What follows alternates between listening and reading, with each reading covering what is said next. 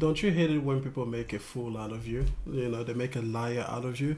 Hey, listen, I know I said that the next video that I post was going to be positive, but oh my god, you know what? I saw something and it just ground my gears, so we're going to talk about it. We're going to talk about it. Matter of fact, here's how this video ends, okay? This video ends like this. If you have nothing nice to say, don't say anything at all. Yeah, I have nothing nice to say, and I'm going to say plenty. I'm going to say plenty, Erik. That's what we're going to do here. Because what you represent to me is you represent a liar, a grifter, but a person that is so deluded and so unaware of his own biases and his own hateful rhetoric and the vitriol that is inside of your soul that you think you're a good person. So today, allow me to disavow you of that notion, because people like you are exactly what is wrong with gaming, what is wrong with the social discourse, and I think you should not be allowed to have any illusion as to how. So I will help you make this clear for yourself today. Okay, and for everyone else that's watching, listen, we are going to talk about a person who wrote, you know what, let me show you the thing that put me onto this. I was doing a little bit of, I guess you would call research, but not really. I was just looking for the intergalactic, what did I look for? I was just looking for the intergalactic photo, you know, the screenshot that I used in the last video. That's all I wanted, okay? And then I saw this article title, and I was like, that's weird, coming from Forbes, you know. So let me show you here. Over here, let me zoom in here so that, you know, you guys can see. I know on mobile phones it gets a little bit weird. Okay, so it says Naughty Dog's new game Intergalactic stirs up controversy with Concord comparisons. Now, at the beginning that doesn't seem so bad, right? Like that seems like, okay, might have a slight negative tinge to it, but I was like, okay, what controversy? Because I've seen it. I've seen the YouTube like to dislike ratio, and I've seen that it's heavily disliked. And honestly, I don't understand how. So I was like, you know what? Maybe this guy will write about it. And you know what? If you want to take a look at his opinion and his words, this is how he gets paid. So you go ahead and you click on this article and you find out and you read all about it. But we're just going to skip past, okay? And we're just going to focus on the very last moment. Oh, also, just one thing here. This guy said at some point that this character is black, but she's not black enough in the game.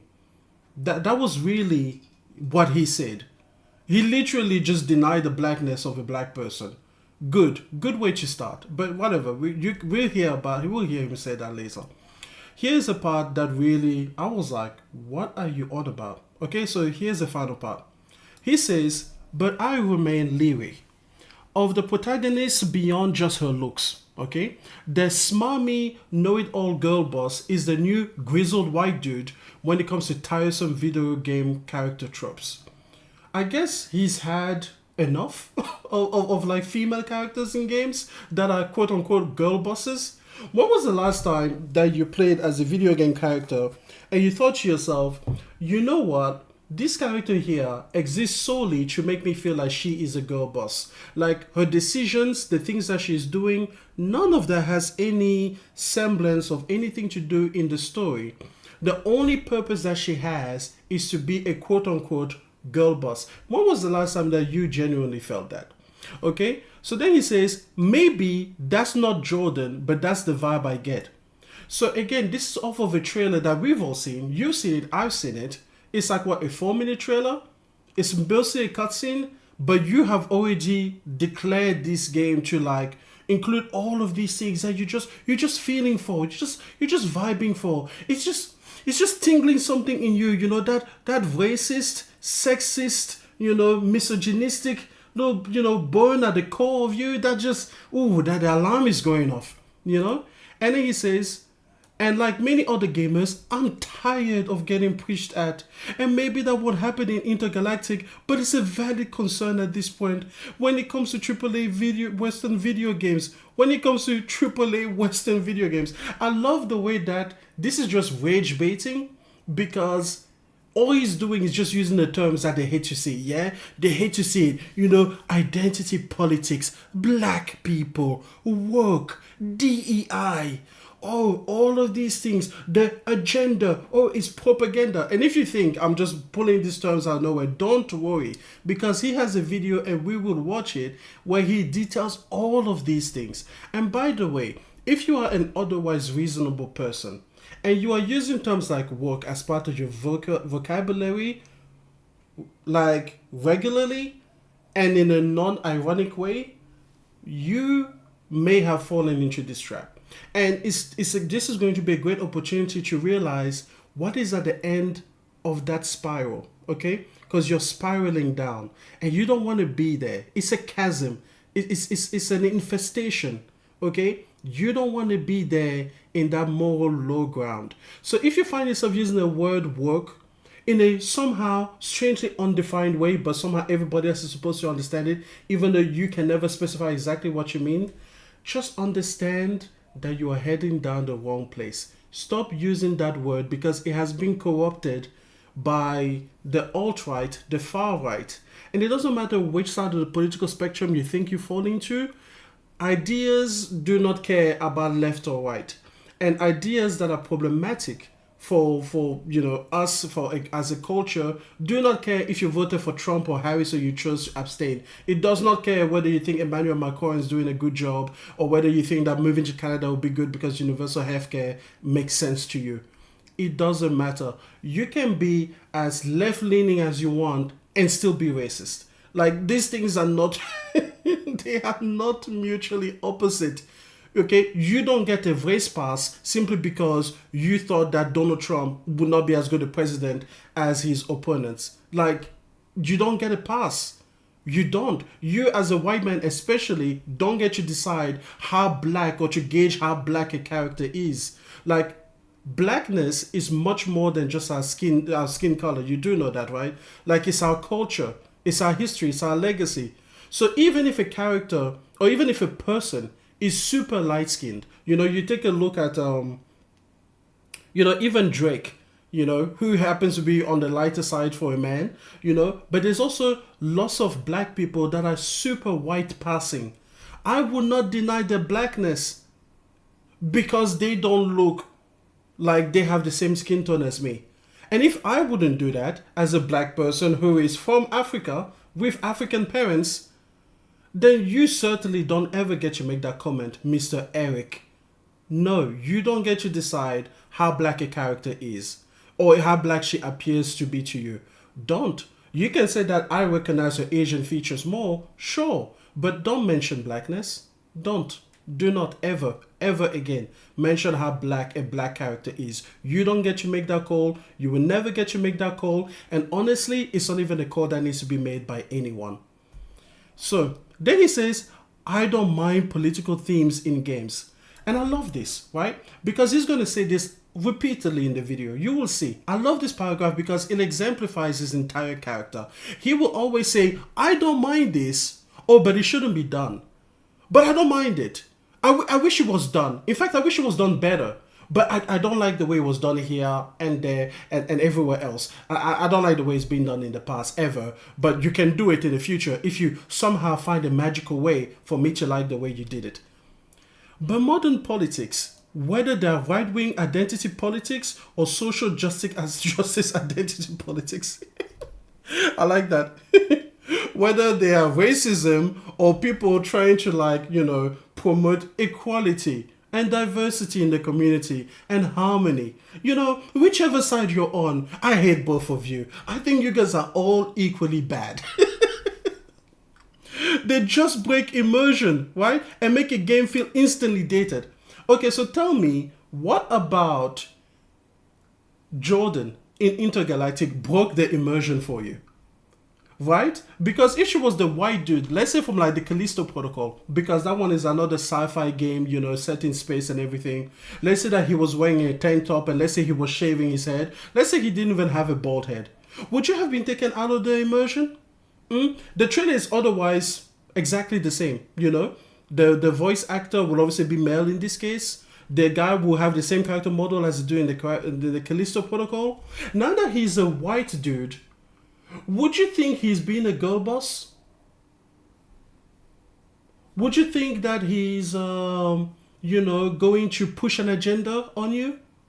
Even if he said the exact same lines and delivered in exactly the same tone? Would you somehow, some way, find that more passable? It wouldn't even be a thing. You wouldn't even think about it. It wouldn't register anywhere. Right?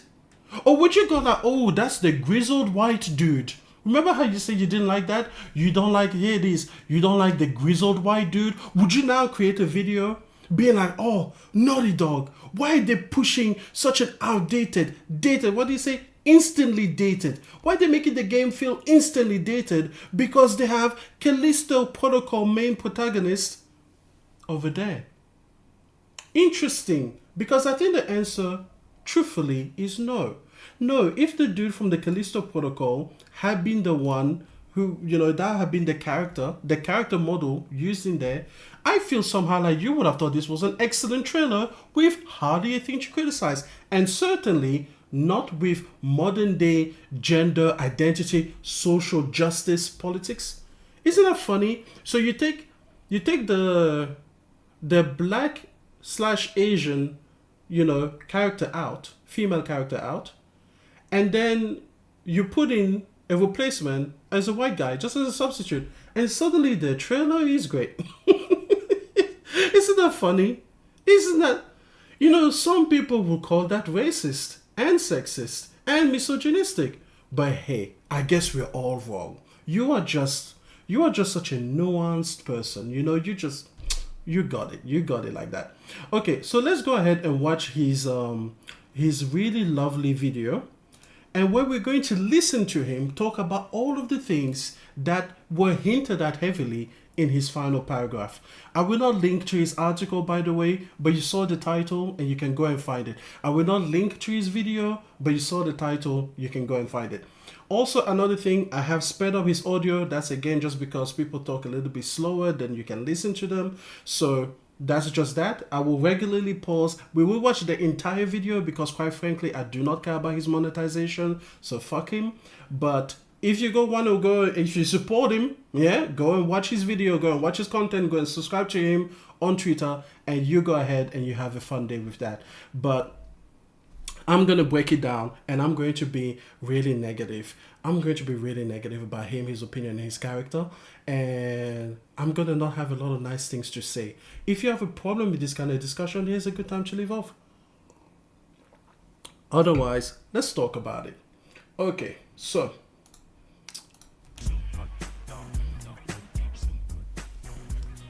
Cool intro.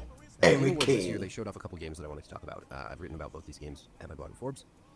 I thought I'd talk about them a bit here. I've been on Twitter arguing with people about this, as I do from time to time. The first is Intergalactic, the Space Heretic. I love the subtle dig, like the fact that he purposefully doesn't get the name right, and you're like, oh, Emmanuel, maybe he genuinely doesn't know the name, but he just told you that he's already written about this for Forbes. So if you already wrote about it, and recently too, then wouldn't you remember the name perfectly? But no, let's him play this little charade, this little dig, this little stab from the not racist, not misogynistic, not at all sexist, not at all any bad is guy. Yeah, let's go. Not a grifter. The Heretic Priest. That's an ungainly title. Intergalactic is decent, but tagging on the rest of it, I guess it's to build a franchise probably. Intergalactic this, and then the second game can be like Intergalactic, the rainbow of the cosmos, or... Oh, the rainbow of the cosmos. A little dig there, because the rainbow is, used as a sign for LGBTQIA+, and everything like that. And can I just say, me personally, right, when it comes to social movements, okay, and causes that you can follow as a human being on this planet, there are many that you can follow. There are as many causes and issues as there are people in this world. There are 8 billion of them, right? whether you care about race, whether you care about marine life, whether you care about animal life, whether you care about pets, whether you care about animal cruelty, whether you care about ecological damage, whether you care about clean skies, whether you care about the ozone layer, whether you care about things related to space, whether you care about things that are more existential, like what does it mean for us to be here as a race, whether you care about things that are a little bit, on the on a galactic scale, like will we ever be able to leave our solar systems? There are so many questions that you can entertain, and you can entertain so many of these at once. However, if you are going to ever make an impact in this world, I think it behooves you to choose a few key issues that you care most about. It doesn't mean that you don't care about the other issues or you don't want them to see them resolved. It's just that you kind of have faith, or at least you have to have a certain level of faith in humanity, in other humans, that they will be able to make those their key issues and make progress on those scales. So I'm not saying that you as a gamer or you as a person listening to this video have to care about racial issues. I'm not saying that you have to care about gender issues or female issues or feminism or women empowerment or anything like that, right? I'm just saying that you shouldn't stand in the way of justifiably good issues to be conversated, to be talked about, anything like that. And I'm also not saying that this is what the game is doing. I'm just saying that as part of the conversation, we need to establish the fact that me personally, for example, I do not have trans people or LGBTQI plus all of those issues are not my key issues. I don't stand in the way of them. I don't think that lesbians or gay people or bi people or trans people, should somehow be discriminated against. I do not think that they should be oppressed. I do think that they have a voice and that what they say matters. And I do think that as a society, we need to come to grips with the fact that these people exist, that this isn't some kind of choice that they are making, and that we need to find ways to make our world more equitable to them too. Because equality kind of has to work for everybody. Otherwise, we're always going to have this moment where people are less equal than others. And as a black person who is a minority in the country that I live in, yeah, I know what it feels like to be less equal than others in different rooms, in different places, in different circumstances. I know what it feels like for people to reconcile my skin with my skill level in whatever it is that I'm doing, right? Whether I'm a photographer, whether I'm a cyclist, whether I'm just a person that can speak in a room, whether I'm just a person that can display some modicum of intelligent conversation, right? I do see sometimes people literally in real time recalibrate their opinion of me because they first see my skin, they see the skin that I am in, and then they have to recalibrate the expectations that went along with those assumptions that they had, right? And then they have to be like, oh, this is him as an individual. Sometimes that moment is plainly obvious to me to see people do this mental algebra in real time. Other times it's more subtle.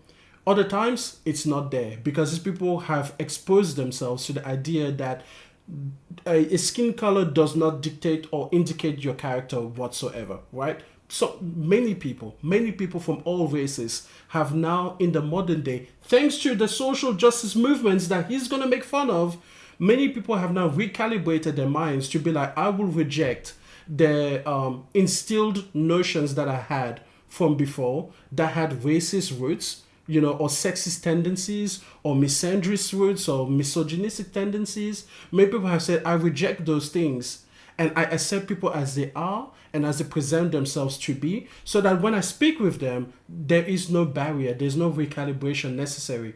But that moment, that kind of grace that people will give people like me in this country doesn't happen automatically for a vast majority of people unless conversations are being had. So when you're making fun of social justice warriors or social justice issues, for you, it's something that you can just denigrate and you can just make fun of. But for me, it's something that actually matters. And again, you as a viewer, you don't have to stop your day and think about these things and everything like that in order to come and watch and enjoy this channel. But you do have to understand that you shouldn't be making fun of things. Imagine if someone was making fun of people who truly care about animal cruelty. Like, you don't have to go and pitch a fork to be like, oh, don't kill these cows in this way, or don't mistreat these pets at home. You don't have to do that. But also, you don't have to point a finger and laugh, right? Like, you should just be like, okay, that's your key issue. I really care about, I don't know, water quality in my community, right? Our tap water might not be as good as it is. I really care about making that a better thing. And they shouldn't point back at you and laugh at you for the thing that you care about. Because at the end of the day, we are all supposed to weave this fabric. We are all supposed to find the holes in the tapestry of the human experience and to start to weave them shut in a way that makes them stronger than they were before. But hey, you know what? We could just be a grifter instead. Let's continue. Something, I don't know. And then that's from Naughty Dog. So that's the new, it's like a new sci-fi game from Naughty Dog. Notice that he says new. We're going to come back to that. It has a cool aesthetic. It's got this, I guess, what you call cassette futurism aesthetic, which sort of makes it look like the 80s, but in space. And then the second game is The Witcher 4 from CD Projekt Red, which is the first part of a new trilogy set in the Witcher universe. So, again, notice he says new. Both exciting games, and I thought there was a lot of really good stuff in both these trailers. And I'll talk about that first, and then we'll talk about kind of the cultural stuff that has riled up the internet. And yeah, let's talk about the good stuff. Intergalactic has, there's not a lot of details, but it's about this character Jordan who has found herself at this planet that is cut off from the rest of the galaxy. Basically, for 600 years, this planet has been dark, so anyone who goes there can't escape. They can't leave. And she's a bounty hunter, and I don't know how all of that fits together. But some of the stuff I liked about the trailer was kind of, it's just like her spaceship has all these CRT monitors where she's talking to her the spaceships has CRT monitors. That's good point number one. Her bounty hunter agent on. And there's like a multi-disc CD player, and it has a CD player. 1980s looking. There's product placement which people were bothered by, and it has the 80s aesthetic. So that's three good things. It has the CRT TVs, it has the CD player, and it has what was it, the 80s aesthetic, right? Very good. These are very good things, right? Now, he said that we're going to talk about all the good things, then we're going to talk about the cultural moment. So let's see how we go. Like Porsche and Adidas. I don't really think that's a product problem. placement? I think that's kind of done on purpose to kind of mirror things like Alien, and the look of the protagonist is apparently also kind of meant to pay homage to Ripley from Aliens 3. What I think threw me off about this trailer, and I think what's thrown a lot of people off. So I guess you could say that that's 5 things, right? The product placement, he thought that was fairly good, and then the fact that apparently she pays homage to characters from franchises beforehand. That would be the 5 good things. Now let's talk about, now that we've done all the good things in the trailer, right? We're done with the good things. Let's talk about the problem. And then let's see if we can get through the problems as quickly as he went through the good things. Because right now we're only 2 minutes and 40 seconds into the whole video. So you can see that the part where we've mentioned the good things, out of the entire trailer, the 5 things that he thought were good, that was like a minute, maybe a minute and a half. Now let's talk about what has riled up the internet. Not him. He's not riled up. Not him. But the internet. Is not just the appearance of the protagonist, but kind of her demeanor as well. So not just the fact that she's black, Asian, and a biracial person who is non-white. No, it's not just that. It's also the way that she behaves. Jesus, how could she? She looks Asian. The actress that they based her on is black and Asian, and in this trailer at least, or this cinematic, she looks mostly Asian to me. She doesn't look as black as she does in real life. There we go. Judging her blackness. Isn't that wonderful? It reminds me of this post that I saw where a person was, it was this guy on TikTok or Instagram or whatever. And he basically calls himself like a master dating coach, right? And he's a man. And he says that his lessons help men understand the female mind. And, quite a few women have said oh, thank God, you, a white man, can help men understand the female mind. Why would we, not want a man to teach other men about women? As if there could be someone else that would be better, better experienced at the female mind, If only there were women out there that could teach men about the female man, but they don't exist. Evidently, they must not exist, because the best we've come up with is a man that should teach men about the way that women think. That's the way. So I'm so glad that you, as a white man, Erik Kane, you found yourself like it just rolled off your tongue. You had no issues deciding just how black or just how many black features this person showed. This black person showed in a. I'm so glad. Like it just water off your back. It was just so easy, right? It was just so easy. Like. Could you imagine if I said the character wasn't white enough? What? You know what? Matter of fact, Mr. Erik Kane, I'm looking at your face right now, and I'm thinking to myself, nah, you're looking too dark, too Mediterranean. You're not looking white enough. I mean, look at your beard. It's not even committed to the Caucasian scale. Too much melanin. Look at that. What is that? What is that? Look at your hair. Black tips? What are you doing? What are you doing? You, sir, are not white enough. Come on now. Get paler now. Avoid the sun. Come on. And she's got a shaved head, buzzed head, and she's wearing like a cool retro red leather jacket. Well, at one point she puts it on. Before that, she's like in a tank top. Yeah, that's a quick one because just so you know, women aren't allowed to wear tank tops. he just had to slip that by you because he didn't catch it, but I made sure that you caught it, okay? But he doesn't have an issue. And all that's fine. I thought that she'd kind of looked a little less. I know that like in Alien 3. No, hold on. Do you hear how that was fine? That was all fine. Like there was this black Asian woman who didn't look that black, but she looked mostly Asian, and she was wearing this tank top, and then she put on this jacket, but she had a buzz cut. But that's all fine. That's all fine with Erik. Erik doesn't mind these things. He doesn't. Like, it's all fine to him. He said it. You heard him, right? It's all fine. But she didn't look less. How did she not look, Erik? Tell us. Ripley has the shaved head, but I thought the shaved head looked out of place. Yeah. There's just something about it. Just didn't quite click with me. As soon as I saw... There's just something about a black/Asian biracial woman with a buzz cut. It's just something about it, I just can't. I can't name it. If only he could. Mr. Erik, you are a writer for Forbes. Why don't you name the thing that just, that je ne sais quoi? Why don't you say quoi? Why don't you just say it? Say it. Why don't you say it? Just say it. What was it? There's just something about, how interesting, huh? Anyways, maybe he says it later. Let's keep going. The protagonist, I was like, oh, hold on. Yeah. I just got the vibe that yeah, with the vibe. Naughty Dog leaning heavier and heavier into sort of the DEI stuff. Into the DEI stuff. The diversity, equity, and inclusion stuff. I mean, they did include a non-white character, so I guess they must be leaning into a broader, agenda, propaganda, here to change your mind and make you think that stuff.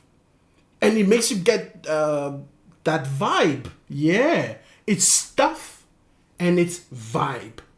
And then it's feeling, As writers, I think we really want to be nebulous with our thoughts. Really not pin them down to paper. Just don't put them on the page. Read without the lines. Just nebulously imagine stuff and vibes and feelings that are problematic somehow. But also remember that it's fine. It's very important that you remember because he said it. It's fine. Now, I'm not as bothered by DEI stuff as a lot of people are. You see, he's not as bothered. He's a little bit bothered, but he's not as bothered. Like it doesn't keep him awake at night. Look at him. He looks well rested. He thought about the DEI stuff before going to sleep and he was like, I don't care. That's why he made a video about it. But I am bothered by how it affects storytelling, and he knew it.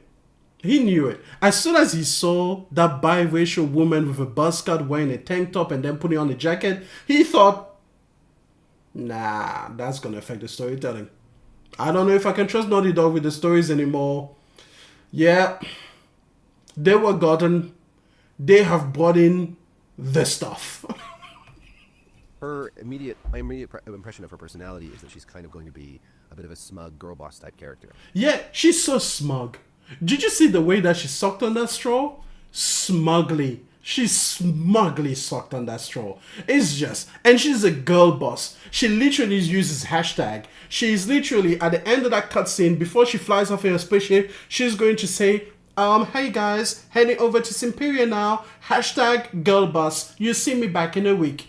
That's why she's doing it. Because she wants to be the first girl boss to escape in 600 years. This is actually a TikTok challenge in universe. Did you know that? That is the story of the game. Because, you see, Mr. Erik, he's seen enough media. He's seen it enough times. He can just tell that this is a hashtag girl boss moment. You know, he's bothered. But a little bit. Okay, because he's not as bothered as other people. Okay, it's very important that you understand that the botheredness, all right, the botheredness is minimal. Okay, maybe not minimal, but it's below average at worst or at best. Okay, he's so good. He's such a good person. He's such a good person. Did I say he's such a good person? He's such a good person. He might not be as good as other people, but he's such a good person. He's a good white man. He's one of the good ones. He's the ones that is only a little bit bothered by the fact that this black character that is a bounty hunter shows a little, just a little bit of, you know, determination. You know, just a little bit bothered. And I just find that trope very obnoxious. Isn't it obnoxious though, guys? How many times have you seen this woman in space, you know, and she's black or whatever, you know, I mean, she's not black enough, but she's like, you know, she's at least got the Asian checkbox, right? And, you know, she's just like giving her handler instructions. Like, I mean, it's obnoxious, isn't it? Aren't you obnoxiousized? You should be obnoxized.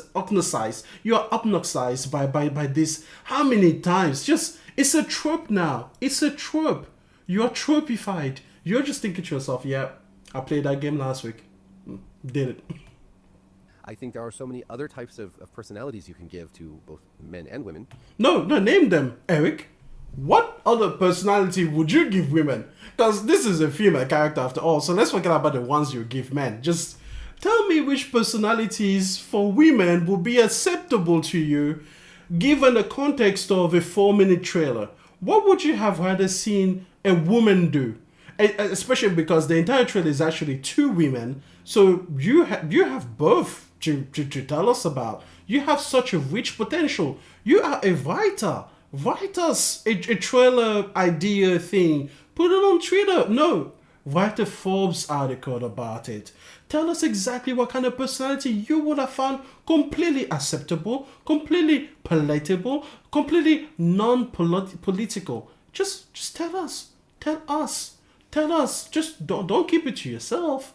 You're a writer. You're supposed to be detailed and clear and precise. Sometimes you should be succinct. You're not, but it's okay. We forgive you. Can't be perfect, okay?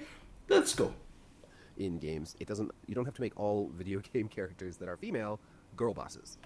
Okay, so tell me all of the video game characters so far that have been made that were girl bosses. And what is a girl boss to you? Because, again, we are here for specificity.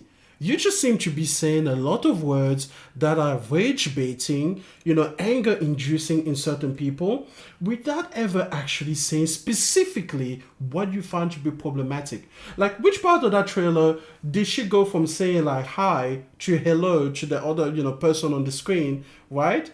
Which part of that did you think, they were fine before this point and now she's acting like a girl boss? Or they were fine before she said this, and now she is acting smug.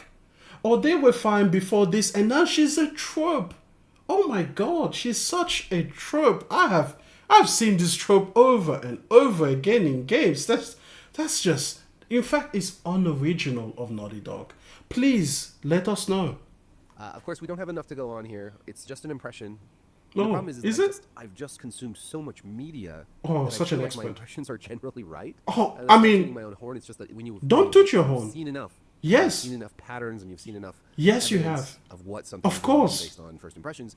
You've seen enough of Intergalactic. He's seen enough, guys. He's just, I mean, and sorry, he's seen enough of all the media. You know, things that are like nothing to do with Intergalactic. But hey, you know what? He's seen enough. Okay, he's seen enough. And you know what? What have you seen? Would you say that, Mr. Erik? Would you say that you've seen so much that your first impressions are maybe generally right, even though there are assumptions that you made based off a trailer that couldn't possibly logically, objectively tell you anything about the rest of the story and only gives you a little sampling of the character in one specific moment? What have you seen enough for you to be able to do? You usually are pretty correct in your Of course. And the worry here is I mean, we wouldn't want you to be wrong. That would make you look stupid. Nah, please, keep going. that Naughty Dog will be telling a story that is filled with sort of preachiness. We've seen this in other video games, like recently in the new Dragon Age. Before we get to the new Dragon Age, yeah? Can we talk about preachiness? Because preachiness for me reminds me of like Jehovah's Witnesses, right?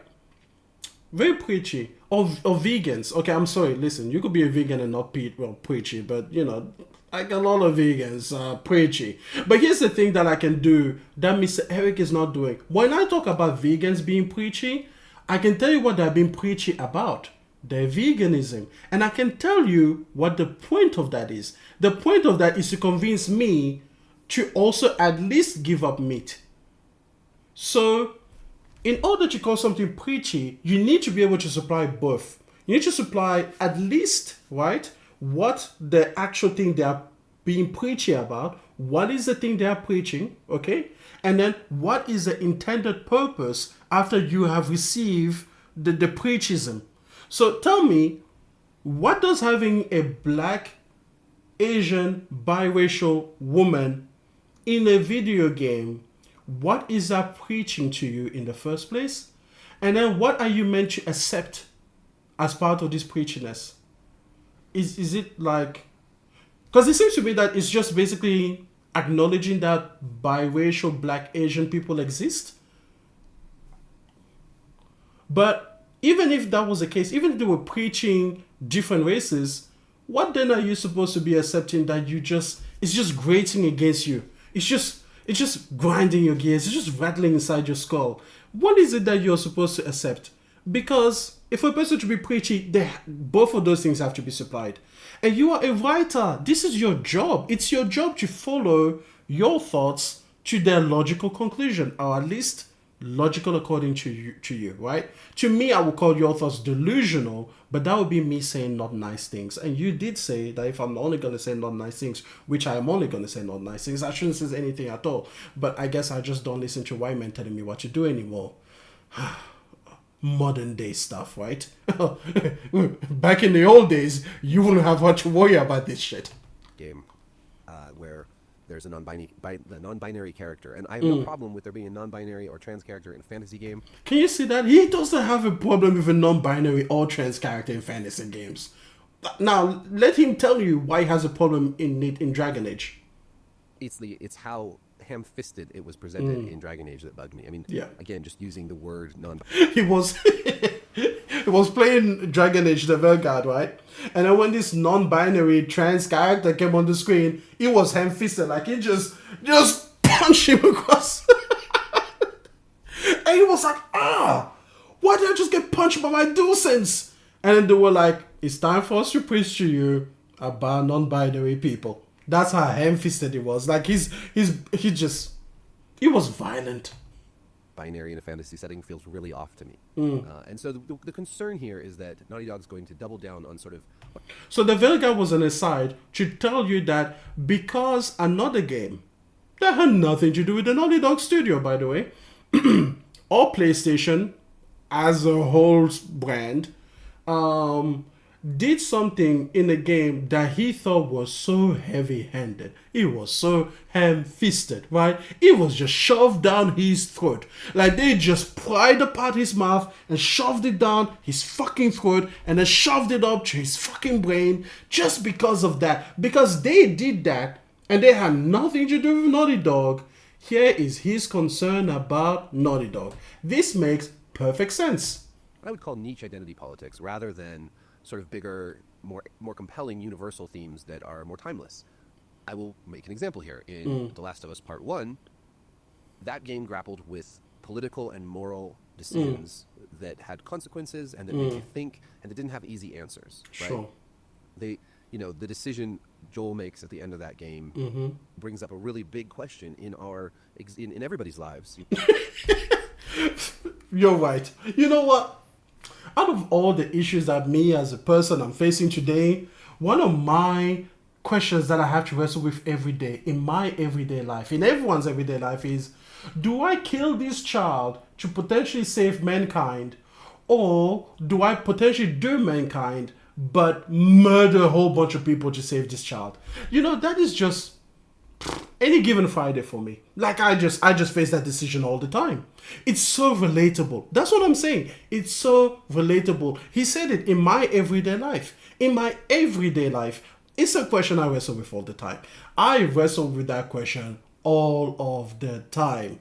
That's why he loves The Last of Us Part 1. Okay? Because it's so relatable. It's just things that everyday people think about all the time. We just all have to face it. We all have to face, do we murder a child today to potentially save Mike? Every single one of us has to face those issues. Like, you know, whenever I go for a walk in the park and I see a beautiful baby in a trolley, okay, I'm thinking to myself, could that be the next Hitler? And therefore, should I murder this child right now in order to potentially save mankind later?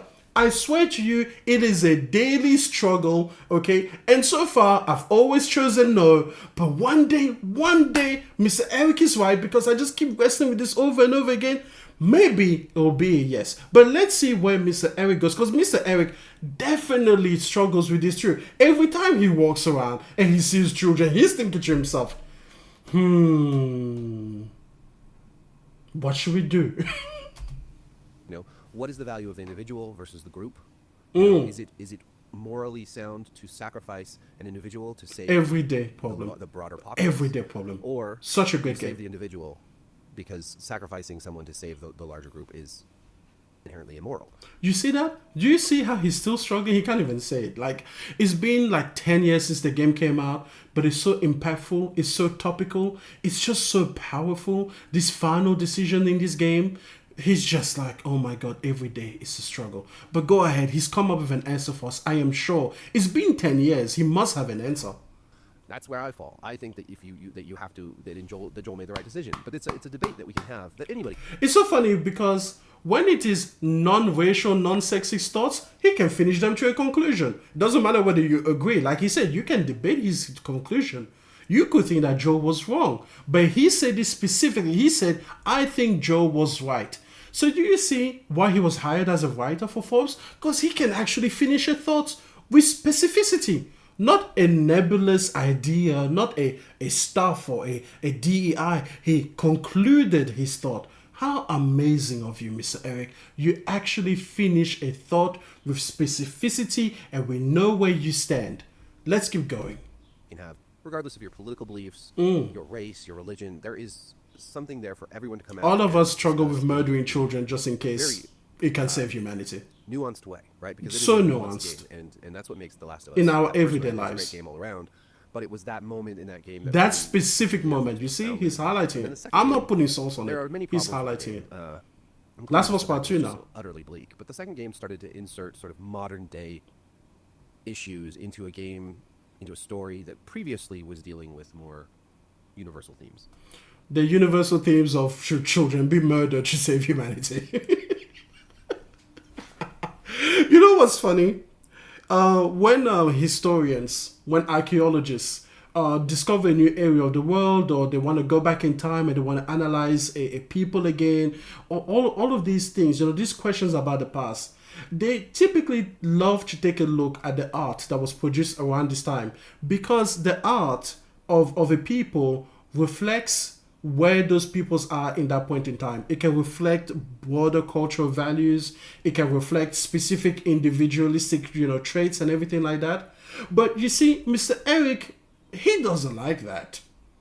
He disapproves of this.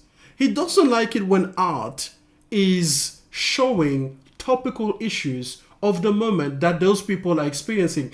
These creators that made themselves wrestle with ideas of identity and race and, gender equity and just human issues of the moment that are centralized and that are a key part of the conversation right now. He doesn't like it when they create works of art that also pose similar questions. He doesn't like the fact that art typically follows the creator's intent, identity, and current lived experience. He doesn't approve. You see, he wants broader questions. He wants broader political questions, such as, do we murder children to potentially save our future?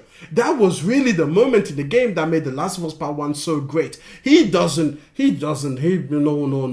He shakes his head, wags his fingers at The Last of Us Part 2 because how dare The Last of Us Part 2 incorporate elements of modern day conversations and modern day politics? Because I am sure that although Mr. Erik mentions politics at the end of this very video, he will disapprove of the idea of politics in games. Shakes his head and wags his fingers. For instance, having a character at this really goofy, cartoonish cult that they put in this game, having this character be trans, basically. The thing is, Mr. Erik doesn't know that there are any modern day cults that do really awful things. He's never heard of them. Cults are a thing of the... Did they even exist in the first place? Mr. Erik is oblivious. He doesn't understand why there will be a cult that has been twisted into a really different idea from what it potentially started as. Well, just in the first place, cults, what are they? Where did they come from? And why are they in his game?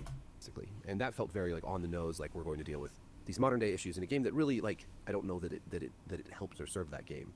And that's just one instance. And honestly, that was not even a big problem for me in the game. You see, the whole time he had you. The whole time. You thought that would be a big problem for him, but it isn't. You see, Mr. Erik is a person that loves to mention things that are not big issues, but he's going to discuss them and make an entire 30-minute video about them anyway, because they are so small. That's why. But it's this movement, it's this push towards more and more of that. You see, he says more and more of that. What? What, Mr. Erik? What are you saying? The push towards more and more recognition that there are cults in the modern day world? Maybe? Or is it a push towards the fact that there is a trans character? But you said it didn't bother you. More of what? Because when you say that you believed that Joel made the right decision in the previous game, you were specific. You didn't say that I agreed with that. No, you said specifically Joel was right. So when you say this push for more and more of that, what are you talking about? What specifically do you mean? Now, again, I think there's room in the gaming space to create a game that deals with trans issues. You see, there's always room. You can do it. It's just, you didn't do it right.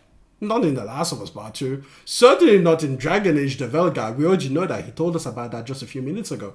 So where should these trans issues be explored? And it deals with those sorts of things, but it's less compelling or less welcome, I guess, to start inserting that stuff into things like Dragon Age or Last of Us. Why? Why not? Dragon Age has humans in it. Humans are the ones dealing with trans issues. The Last of Us has humans in it. Humans are the ones dealing with trans issues. I mean, there were a lot of more things that were dealt with in The Last of Us. There's murder, right? Most humans don't murder people. Despite what you think about the, daily struggle with the question about the children and the things. Most people don't murder other people. And there's a lot of murder in The Last of Us Part 2. But somehow you're not highlighting that as a problem. Why? Wouldn't you say that historically, video games have overrepresented killing. So why isn't that an issue?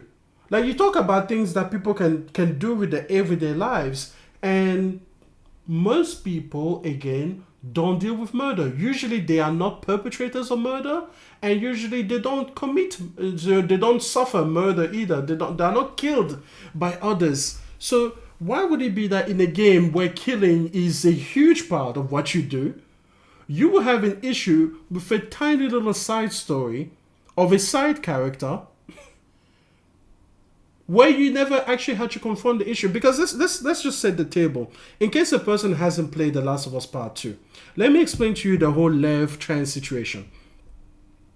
Lev basically becomes, for Abby, I guess a shoo-in for what Ellie was to Joel. So she becomes like Lev becomes like a surrogate son to Abby, the way that Ellie was a surrogate daughter to Joel.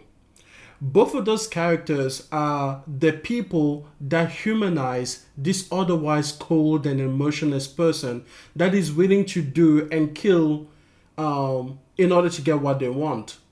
So that's the story there, right? Basically, Lev is like Ellie and Abby is like Joel, which is really the duality that is so interesting about The Last of Us Part 2, right? But hey, here's the thing. When it comes specifically to the fact that Lev is a trans person, this is mentioned to you. And it's mentioned in a way that you can't miss it. It is part of the normal dialogue that you will encounter. And it's also part of the story, that Lev has. But it never affects your gameplay. You're never sitting down at the table trying to convince other characters to somehow use the correct pronouns with Lev. Okay? You never have to go over there and get like surgery or gender altering drugs for this character. You never even have to like shave their head and help them to like remain a boy or whatever it is that they want to do. You never have to do that. Again, is it a part of the story? Absolutely. But it is a small fractional part of the story that you can easily ignore. And it never actually affects the way that Lev behaves. Lev doesn't have like a trans way of behaving. Lev is just Lev. So whether you like Lev or not, you're good. That's it. That's it. It is not ham-fisted. How is that ham-fisted? And if that is what being ham-fisted is, then how much tolerance do you really have for trans stories being told in games? How much? Because imagine then if instead Lev had been a huge part of the gameplay experience. Like, I don't know, where you will have to use like drugs that would alter your gender or change your body or do any of those things, but then they will have side effects where sometimes you couldn't run as fast or sometimes you were bleeding all over the place so your health pool went down. Like, what would it take for you to actually like be like, okay, this is what I didn't want it to affect? Because if a game simply has a side character and they're telling a story through that side character, yes, it is a key companion character and that matters. But again, it's like, it doesn't affect the gameplay part. And these are the same people that will always say like gameplay is king.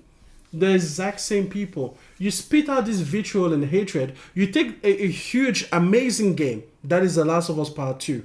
And you take all of the themes and the stories and the topics that you could talk about instead. If you don't want to talk about the trans part, don't talk about the trans part. You can even still talk about Lev without mentioning the fact that Lev is a transgender character. Because it's just not that big a deal when it comes to the actual interactions between Lev and the world. Yes, the backstory is important. The reason that they're being changed by the Seraphites is important and it's an explainer for that. But still, if you yourself do not care for this thing, if you don't mind the way you keep insisting that you don't mind, why are you only mentioning that? Why is that a takeaway from the game? It's crazy. It's crazy. It's funny because in the final game,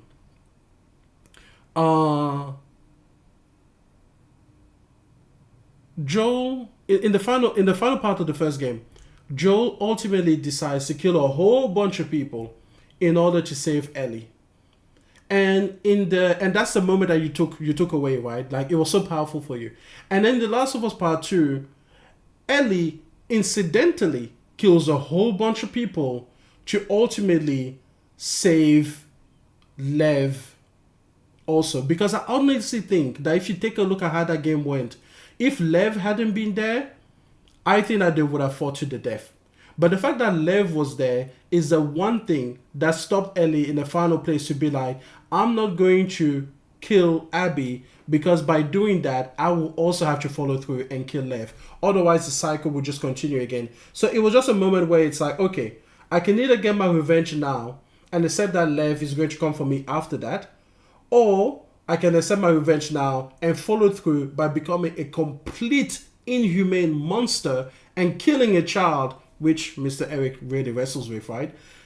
Or I can break the cycle. I can let this go for now. I can let this go perhaps forever. And I can just accept that things have happened the way that they have happened. And I can see the cost I can see what it cost me as I've lost my fingers and everything like that. That is a powerful moment. Why isn't that the takeaway for you, Mr. Erik, from The Last of Us Part 2? Why isn't that the thing that you think about and you're like, wow, we really can think about, all of us in our everyday lives, whether revenge should come at any cost? Why is that final question not the thing that's stuck in your mind? But no, this whole time you were just like, trans people, they are so okay. They're so fine. I'm so good with having them in games. But where it just feels a little on the nose and ham-fisted. So on the nose. So ham-fisted. I would say that in the show, The Last of Us, the episode where with... This is what a good grifter does. He tells you that he's not racist, but... And then he will say like, hey, listen, in that other thing where black people existed, I didn't mind them. I didn't mind seeing them running around and doing black people thing. But in this thing, it's so ham-fisted. It's so on the nose. Boop. Frank and Bill. Frank and Bill. Is it Frank and Bill? Where they show their relationship and how it grows, as a gay couple. I thought that was an extremely well made, moving and touching episode. So even though it wasn't really in the game, I thought that's one way that they sort of. This is the equivalent of I have a black friend. This is what this is. That show for the most part was very, very true to the game, and they did that, and that was not in the game. But I thought it was a nice way to flesh out these characters. So nice. My only problem with that was that they never had a chance to really interact with the main character. Yeah, there's always a little problem. Characters, but it's fine. In the game. It's fine. Anyways. So the concern here is that these game companies have continued to move in this direction where instead of dealing with these sort of timeless issues, these moral issues in a... what do you think is more timeless, right? The existence of other sexualities, besides just heterosexuality, or the potential consideration of murdering children so you could potentially save the human race. Like, which do you think that cultures have had to deal with for eons upon eons? Like, which one do you... Maybe, like the whole gay trans movement, maybe that's just a modern day thing. We just made it up in the 2000s and then we just went on from there, and it's just a thing we created because we were bored culturally. It's so funny. Like, why would Naughty Dog want to talk about issues like transgenderness, in their game instead of timeless issues? Like, do we murder a hospital full of people that are trying to help save humanity in order to save a child? Boy, what were they thinking? In a compelling and thoughtful and thought-provoking way. We're just getting sort of modern-day politics stuffed in there. Yeah, modern-day politics, like really make you grapple with gender these stuff issues in the first place. I mean, it certainly didn't help you, did it? You never once thought to yourself like, wait, maybe the reason that they are talking about these things is because the people that they know, or the people that are working about this, or the people they've read about, are going through similar issues and having similar questions about what it means to have a gender identity, a sexual identity, or just an identity that somehow seems to be different from what is typically portrayed to you. Like, no, you didn't think about it, so you're right. It doesn't help you grapple with any of it. all of it is just flying above your head. You know, it's just clouds above your psyche, just way too far up there in the stratosphere for you.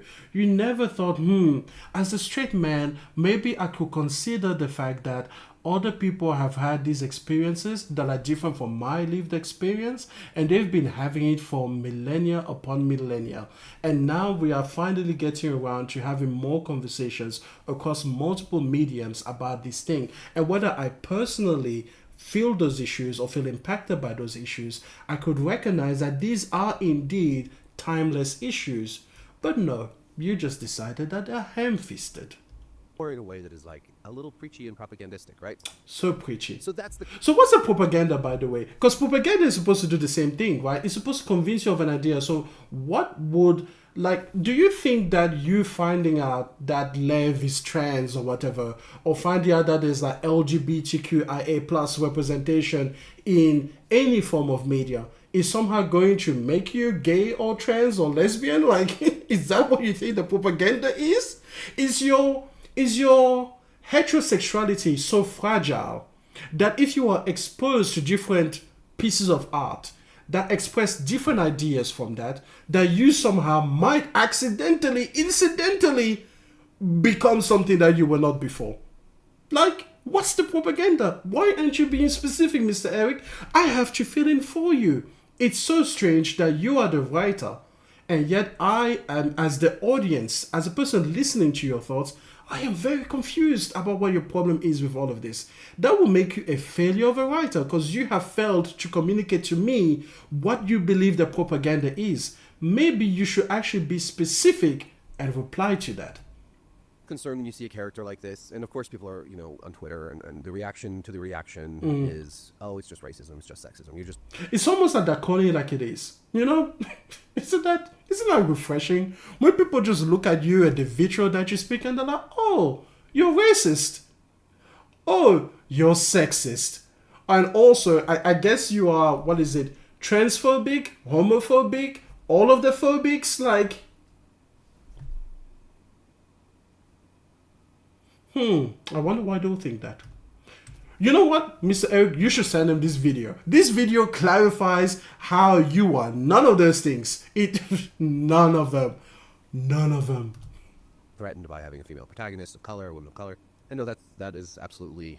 You know what you should do here? You should put out the black card. You should point out to a piece of media where there was another black woman and you had no issue with it.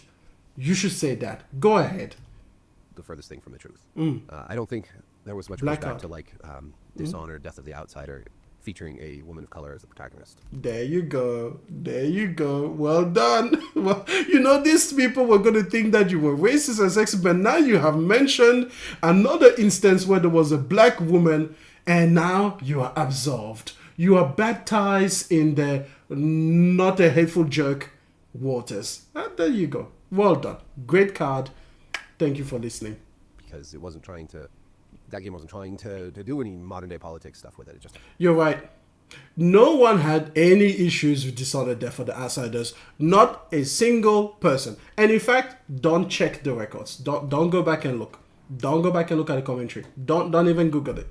Don't Google any issues with a black lead as Dishonored. Don't do it. You don't need to. It just Dishonored dots Death for the Outsider just didn't have any issues. Had a female protagonist of color. Yeah, it did. And that's if you want to make a game that deals with issues of race and all that, that's fine. And I think it's fine. It's so fine if you want to make a game that deals with race. Like, why wouldn't it be fine? Go ahead. There's plenty of room for that within these games, of course, but it's the heavy-handedness of the approach. He just doesn't like it when you just shove black people heavy-handedly in his face. You just do black people, but like, I don't know, minimize them, I guess. Like, just don't heavy-hand them, like light-hand them. Like a light tap on the cheek, not a hand fist down the throat. That's how he likes his black people in media. Go ahead, Mr. Erik. That is a turn off to so many people. Oh, so turn off. The Witcher 4, What I noticed right away, I was Here's a good thing about The Witcher 4. He will not be talking about black people. confused. I was not at all surprised to see that Ciry was the protagonist in that trailer, which is a really good trailer for the most part. Yeah. I wasn't surprised that it was... I love the backhanded compliment. It's a really good trailer for the most part.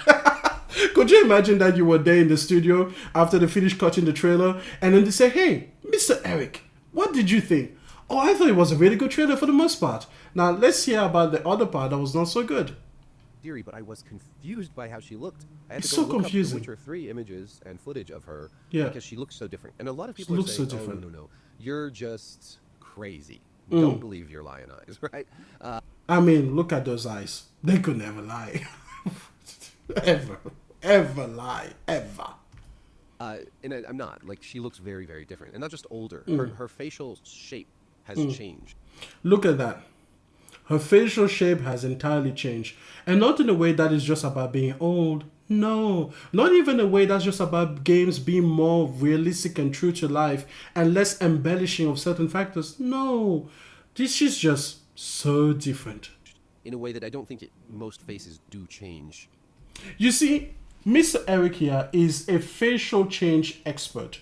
He knows how faces change. Like, he looks at faces all of the time. From at least a teenage year or late teens years, as Ciry was in the previous one, to, about perhaps a decade or two older. And he's looked at that transition so many times. Remember that he has absorbed so much media now that he's just generally right. And he's just such a connoisseur of human faces and human age, just development that he knows it's not right. Even if it's 10 years or 15 years later. You see? So that threw me He's off got it covered. right away. I mean, I knew it was Ciry because she has the scar and everything, but she looked and sounded very different because they have a different voice actor for. That's her. true. That could be Different the voice reason actor. that their face looks different. It could be that they're using mocap of the actress and she looks different, and so that. But that sounds like bullshit, doesn't it? Could be it. But of course, Geralt looks nothing like the voice actor who played. It's funny because when he spits so much bullshit that even his own brain is like, nah, we've got to work that back. just take it. Just take some of it back. That doesn't make any fucking sense. So I don't know. And yes, Geralt's face has changed from game to game, but I think there were. Now, Geralt's face did change dramatically from game to game, but somehow, because Geralt is a white man, he is not gonna have a problem with it, right? Come on, Mr. Erik, tell me, were you bothered, or were you for the most part okay? Right, for the most part, you were okay with the Geralt's design changes over the years. One thing you didn't mention, which is weird because you're a writer and you should have thought about this, is that perhaps, maybe, if Ciry's face is different from the original model, maybe they had different animators, different artists drawing her. Maybe they had different, motion capture tools. Maybe they had, just different tools and people behind those tools so that while it is a close approximation of what it was before, there are legitimate non-DEI, non-agenda, non-propaganda reason why her face would look to you markedly different from before. It's funny how you didn't say that the people behind the studios may have changed hands, and so the artists are going to have their own flair, their own interpretation of what this character looks like, and that is what you're seeing at the forefront. But never, like me, I just, I thought of the change and I thought, what's the most logical conclusion? I was like, oh yeah, the people behind the scenes may have changed their vision, they may have changed the tools, or they may have changed the personnel. But you thought propaganda and DEI and woke and Western agenda uglifying women. Isn't that right, Mr. Erik? Isn't that what you thought instead? Very large technological leaps between those games that really made Geralt just look better each time. I mean, you look at The Witcher 1, he looks like crap, honestly. And he's much more ruggedly handsome by the third game. Oh, look at that. He's ruggedly handsome. I mean, as long as you're attracted to men, you're good with Mr. Erik. Just make your man more ruggedly handsome and he doesn't care how much their faces change. They just, perhaps they should have made Ciry ruggedly handsome too. So, But then maybe she's also a girl boss. Who knows? There's other issues in this trailer though. Yeah, name them. I like the trailer, but the last line when she, at the end when she's like, "There are no gods here, just monsters." That's a good line. Yeah, It's it a is. derivative of the killing monsters cinematic for The Witcher 3, which is a phenomenal trailer. And So derivative, like so derivative. I mean, it is based on apparently the same kind of commercial that they did for the previous title, which was like years and years ago. So derivative. I mean, how could they self-reference? I mean, Jesus Christ. Can you imagine writers referencing the previous works? Mr. Erik, writer that you are? That's crazy. Ugh, I hate that line. at the end, the bad guy's like, "What are you doing?" And Geralt says, "Killing monsters," or whatever. Killing monsters. That's exactly the girl voice. I could do the voice if I tried. Of course you can. But Yeah. anyways, so that's a little derivative, and then there's all the other stuff. Like, this is a game, so I'm not like super tied to the lore of the books and how this breaks lore. Yeah, I like the way he's like, this is a game, so I'm not super tied to like, knowing or researching exactly what happens to Ciry and how she might get from one place to another. He's a writer. What do you expect him to do? Research? But a lot of people are worried, like, Not in 2024, let me tell you that. how exactly is Ciry a Witcher? How did she take the Trial of Grasses? What's this mean for her elder blood and all her other powers? Why aren't we? Yeah, it's funny, right? Because he does say that there are books. Now, I'm not saying that the answers are in those books, but he's admitted that he didn't even look, right? Like, you would think that as a writer and, I don't know, a game journalist or something, that he might be interested in going out to find the answers to the questions that he has. But Mr. Erik is a better writer than that. Instead of trying to find out the information, even a little bit, maybe contacting the studio and being like, hey, is this like original lore for the Witcher world that you are creating, or does this reference something that happens in the book, so that I know that I could go and look if I chose to, or at least I can let my audience know that there is something in the books that references this. He's a better writer than that. Remember that he's seen so much media, okay, that he can generally tell when he's right, and he's usually correct. Isn't that right, Mr. Erik? Some people will call that laziness, unprofessionalism, but I wouldn't say those things to you, because those things will not be nice. Seeing those powers in the trailer, like, she is able to do crazy stuff, like teleport and all this stuff. None of that's here. She looks like a level 1 Witcher in a lot of ways, fighting the monster in this. I mean, she kills it, and she's obviously very badass, but it's not like it's like her power level at the end of Witcher 3 versus this trailer. It does seem off. So there's issues, right? And a lot of people have said, oh, she's been made ugly. A lot of people have said, don't you hate those lot of people? Jesus, it's always a lot of people. Who are these lot of people? If only we could find them. And then we'll just, I don't know, get rid of them. To save humanity in the future. We don't know. They could be the children that have been left. We could stop them now. They might not be children anymore, but hey, it's never too late to save humanity. You know what I mean? So who are these lot of people? A lot of people. It's so funny. It's a lot of people. It's funny how you, Erik, an individual, are reporting what a lot of people are saying. But you're saying that, and then of course you're going to tell us that you don't think that, right? Maybe. But maybe you understand where they're coming from. But you wouldn't. Nah, you're fine. She's been made uglier because this is the directive of all this DEI money. The directive of this DEI money. Wow.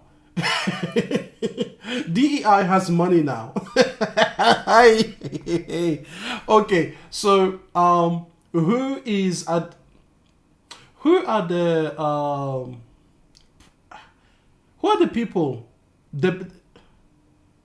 the people behind this DEI money? Like, is it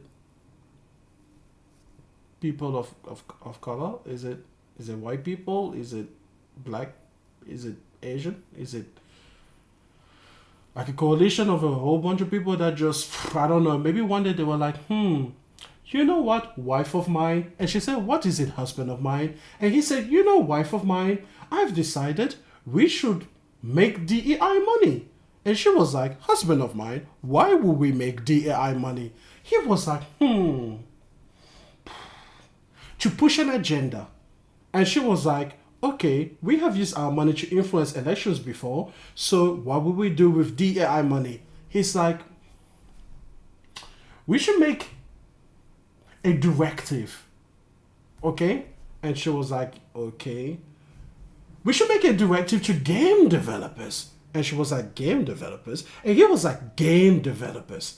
And she was like, okay, and what would we direct these game developers to do? And then he was like, we would direct them to push an agenda. And then she was like, okay, but what's the agenda?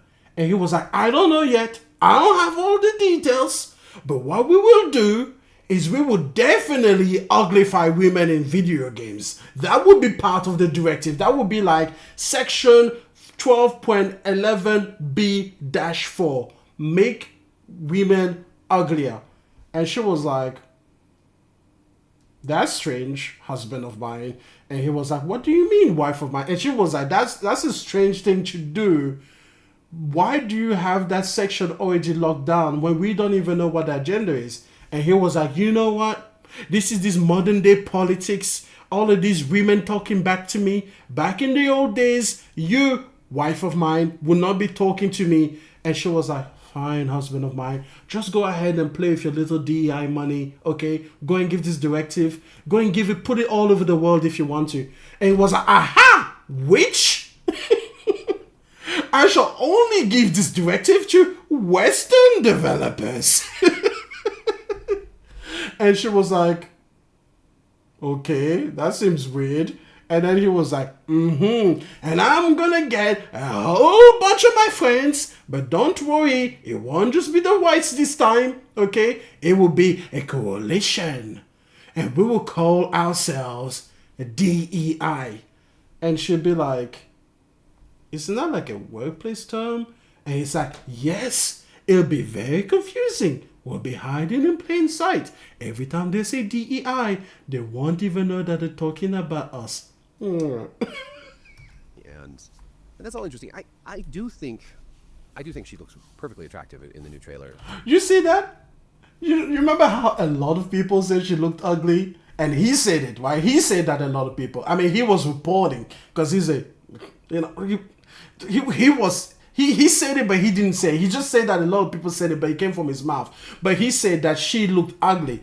But him, do you see him on screen, him? Yeah, let me put the mouse over those not 9 eyes. This guy, him.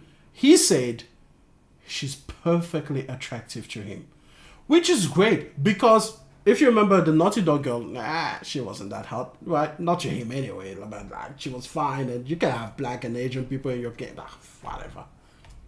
I mean, I don't think she's ugly at all. She just looks different, and that threw me off. But I do think that there's an interesting thing going on right now because if The Witcher 4 had debuted this trailer in 2018, 3 years after The Witcher 3 came out, I don't think there would be really much pushback at all to Ciry being the protagonist or having a female protagonist. Okay. I think that one of the consequences of all of the overly woke SJW... Oh, yeah, the terms. I like that. I like to call them the terms. And what I mean by the term, let me be specific, right? What I mean by the terms is nebulous ideas, right, that have no defined shape. They're just nebulous. That's what being nebulous is. And you can throw them, though, because when you pass them over to the audience, they will assign to those things ideas of their own. But here's the commonality. They hate those ideas. They hate the terms. What is a woke? What is a social justice warrior? What justice are they socially warring? What is the agenda, the propaganda? But you keep throwing out the terms, and the people on the other side of the screen, they will take it, and some of them will run with it, and they will click like on your video. They will make you feel good that day, Mr. Erik, one day. Just throw out the terms. Just throw out words. Don't define them. You don't need to define them. In fact, it's imperative as a grifter that you don't define them. Let them define them. That way you can make another video saying a lot of people say this, but not you. You never said that. They can say the most hateful vitriolic shit, and you get to say it by saying that they said it. Like saying that your other friend called a black man a nigger. Like that just, you're not saying it yourself. You're just saying that that other person said it. Or like if a lot of people called a black man a nigger, you could say, like a lot of people said he was a nigger, but I thought he was a perfectly fine person to me. Perfectly attractive. Social justice, DEI shit that we've seen over the last 10 years. DEI. And then you add that word shit. Give them that prompt. Let them know they're supposed to hate it. Just in case they don't hate it yet. In case they haven't been indoctrinated yet, just slide that. Just offer them that at the end of the terms. Just say it's the woke, it's the propagandist, it's the DEI shit. And then let them run with it. You did it. You perfectly served the terms. I think one of the consequences has been people are now more reactionary than ever. I think that all of that stuff has been a gift for the right wing. And just so you know, Mr. Erik here is not part of the right wing. He will never let himself be associated with those deplorables. He is a liberal man. He's so liberal. So liberal. So liberal. Liberal. Does that come from like liberty, which would mean like freedom? You would think that he would want freedom of thoughts and freedom of expression and freedom in art. But he's had so many issues with like the way that people that are freely able to create art have created that art. It's so weird. But he's so liberal. It's been a gift for right-wing culture warriors.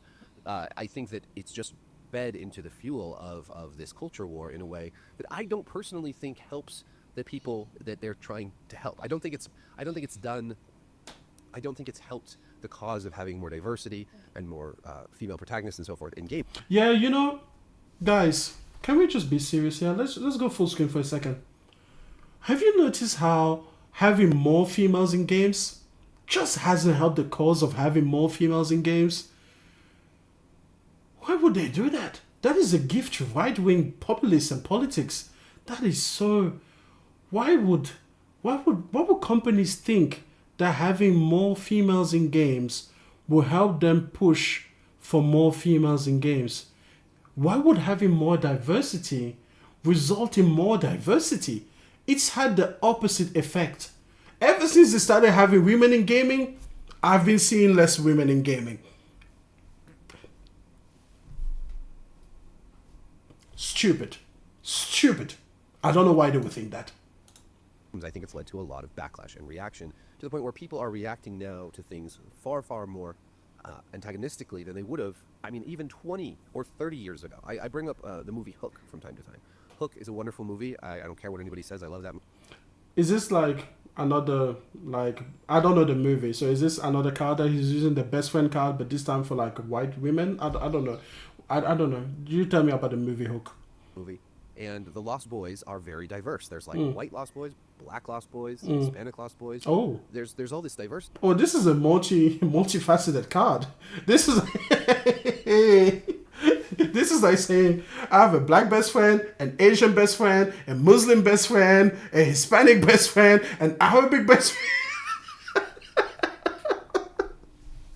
Yo, hey, this movie is just pulling super multiple duties. Well done, sir. You cannot be a racist. Oh my goodness. Did you see how many things you rattled off? You are absolved of all of it. See, in that movie, and I mean, I know I was young when it came out, but I don't remember seeing anything or hearing anything from anybody that was like, oh my God, they made, they're forcing this diversity. They're just they're just doing it. Yeah, you're right. 20 or 30 years ago, white people never complained about black people in the media. Never did. It didn't happen. And as a young white man, I mean, you would have kept an ear on the ground to those complaints, of course. Like you would have been, I mean, maybe you were in your teenage years, maybe you were a little bit younger, but either way, when that movie came out, you thought to yourself, you know what, I'm going to put my ear to the ground and I'm going to listen for any outcry about black people or women people or Asian people, just you heard nothing. No white person ever complained, ever, about black people in their media. Ever. I'm sure the movie who came out, then everyone was like, that's there, sir, is a fine movie. That's it. There was no reaction to that movie in that way. It was just like, okay, cool. Yeah. Because we hadn't had, well, because we didn't have Twitter or Reddit for one thing, but because we hadn't had all of this, you know, these years of where it does feel forced, where it does feel like there's just a... But what feels forced? What is it specifically that you're feeling forced upon you? Just tell us. You keep alluding to it, but you never like say it. Just say what it is that feels forced, sir. Sort of tokenistic box checking diversity going on. Ah, the tokenistic box checking diversity. Good. Now we know what is being forced. What is being forced on us is tokenistic box checking diversity. So if we go back to the thing that originated this entire video, it was Jordan A. Munn in Intergalactic. So I guess when you saw her, you thought to yourself, here we go, another tokenistic box checking diversity thing happening in front of my face. Good. You saw a black body and then you immediately thought, this is tokenistic, this is not valid. It's good, but it's not racist of you to think that. No, you are so fine with black people in games and stuff and movies like Hook. I don't think there was any reaction to like Lara Croft being a female protagonist when Tomb Raider came out. Yeah, you're right. Especially when the remake, the new trilogy came out, no one had a reaction to Lara Croft or how she looked. Not a single person. That's a lie. They all did. The same people did. But here's the difference that you hinted at earlier. The whole Twitter, the Reddits and everything, they were not up to speed yet. They were just getting started, So, yeah. But, you're a writer. You could have researched it. You could have checked around for articles that came around that time about gamers' reaction to Tomb Raider and the new design. But you didn't, because that wouldn't support your invalid point. But they did. As it turns out, unfortunately, they did. And I suspect that no matter which year Hook came out in, if you were to go and take a look at articles published at the time that spoke of the reaction to the black characters and the women characters in that movie, I am sure you will find that not everybody said, okay, cool. But hey, you are a writer that doesn't need to research the things you write about, so why would you? Or Samus Aran in Metroid, or any of these characters, Bayonetta. I mean, the only reaction to Bayonetta was from, angry SJWs who... Yeah, don't humanize them. Don't say angry people. What you want to do is use charged language. That's what you want to do because you're a grifter and you're trying to grift. And the people you're trying to grift, they like the terms, okay? Social justice warrior. But call them angry. Matter of fact, just from your tone and expression, imply they are irrationally angry. Why would they be angry? That just, We're like, they're sexualizing her, and missing the entire point that Bayonetta's sexuality was powerful and dangerous and, sex positive. Yeah. Bayonetta, by all rights, should be an icon of feminism in video games, but... Yeah, this woman that you find to be extremely aesthetically pleasing, yeah, you as a man should tell exactly women that they should make her, because she pleases you, an icon of feminism. Really, that's good. In this video, you have gauged the blackness of a black character, of a black body. And now you have found it upon yourself to tell women all over the world who should or who should not be at least who should be a powerful icon of their feminist movement. That is great. That is A-okay. For the longest time was considered the opposite of that. So this is what happens, I think. This is what happens. And I bring this up with the election and with Trump winning and sort of this whole movement, how conservatism has gained such momentum in recent years with this very different brand of conservatism. And I think that so much identity politics has been a big cause of this. And people will say, oh, well, Kamala Harris didn't push all this stuff that hard, and this is just economics. And it's true. I mean, whatever. Kamala Harris didn't push this stuff that hard. Okay, so what are you saying? Like, you keep saying that a lot of people would say, and then you say, oh, but by the way, sure, she didn't. Like, why do you mention it then? But it doesn't, I'm not talking about specific politicians. I'm talking about a cultural thing. Something we've seen in media, in video games, something we've seen with, the rise of like pronouns and all this other stuff. It's... Wow, pronouns.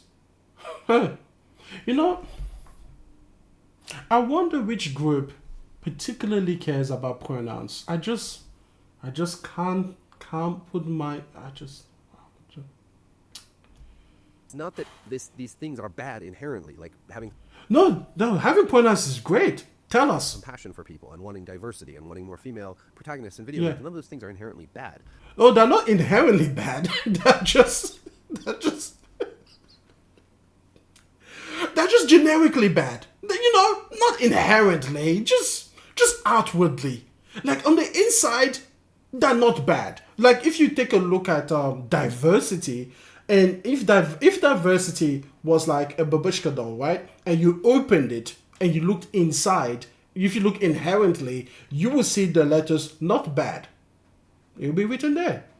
But then when you close it up and then you turn it around, you will see bad. It's outwardly bad. It's surface bad. You know, it's aesthetically bad. But it's not inherently bad. This is what he's saying.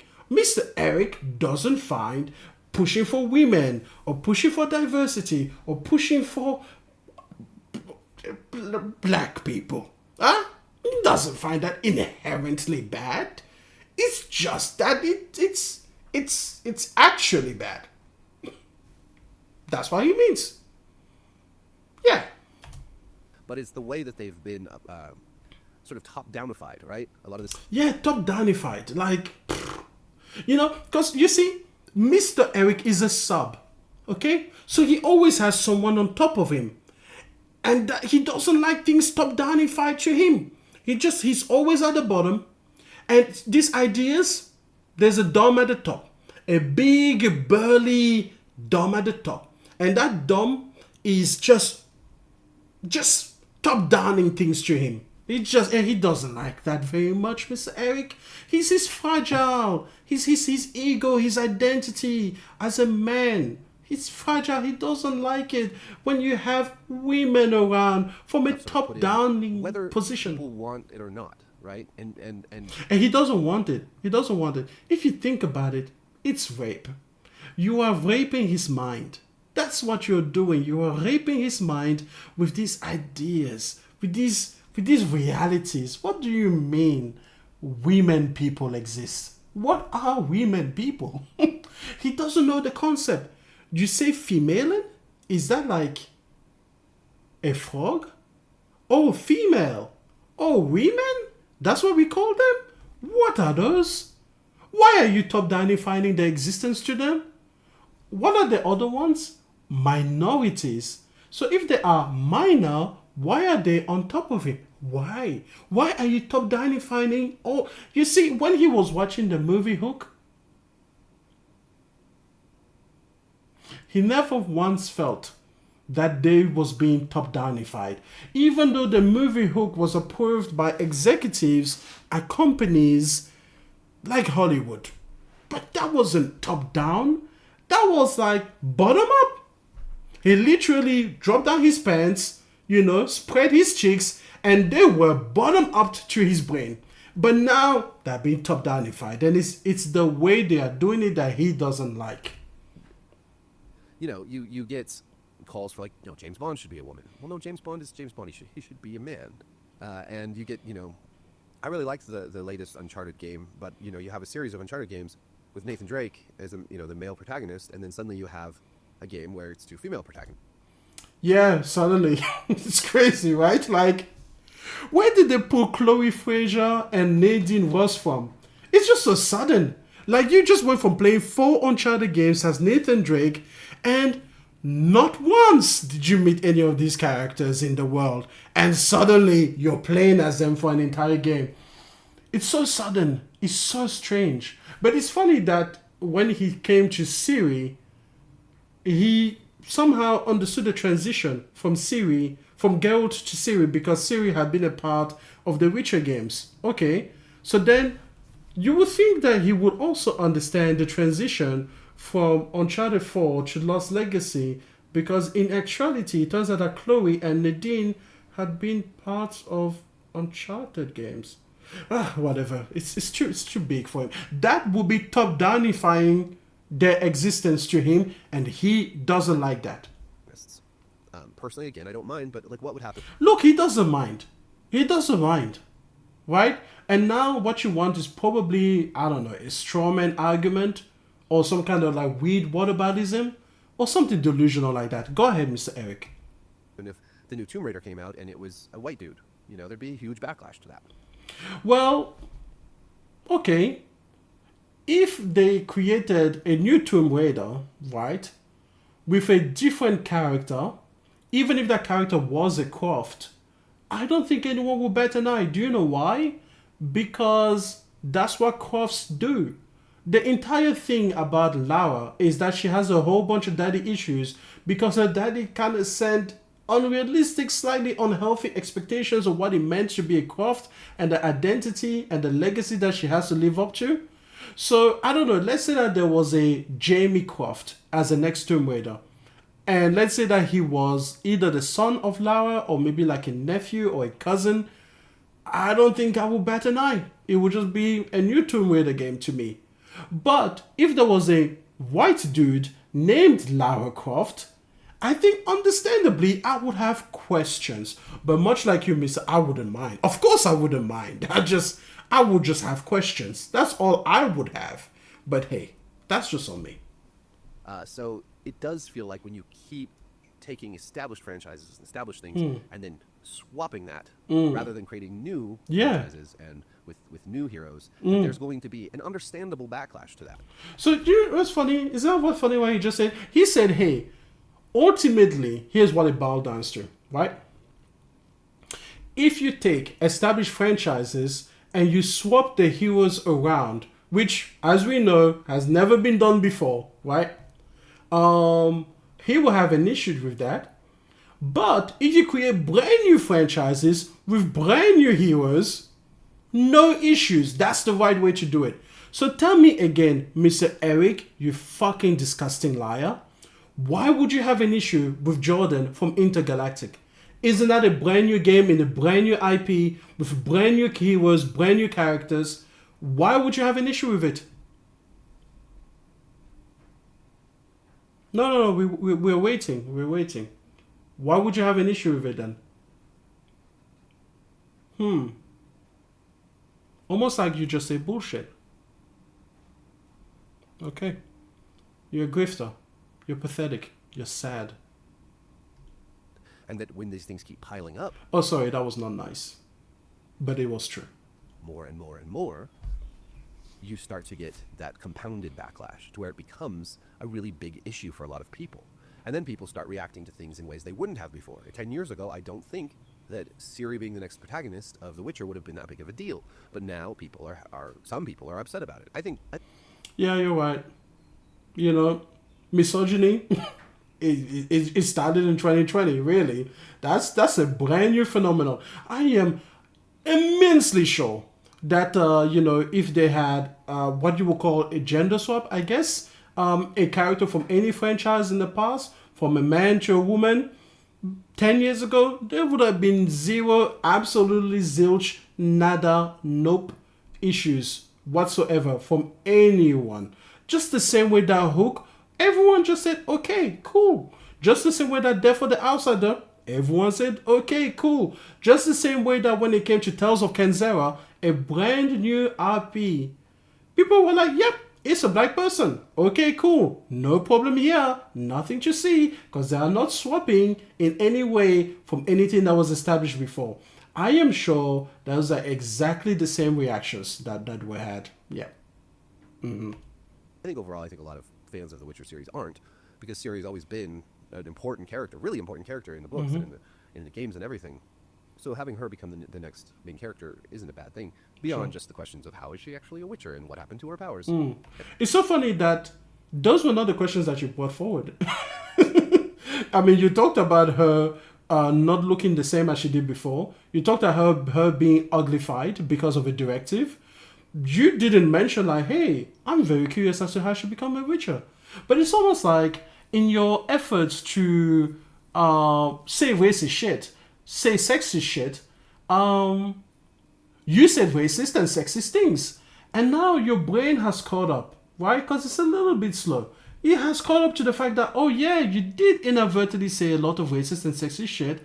So now you're going to pretend that the conversation was always about just narrative points, narrative plot points. Like, yeah, how does she become a Witcher? Where are her powers? What did they do with them?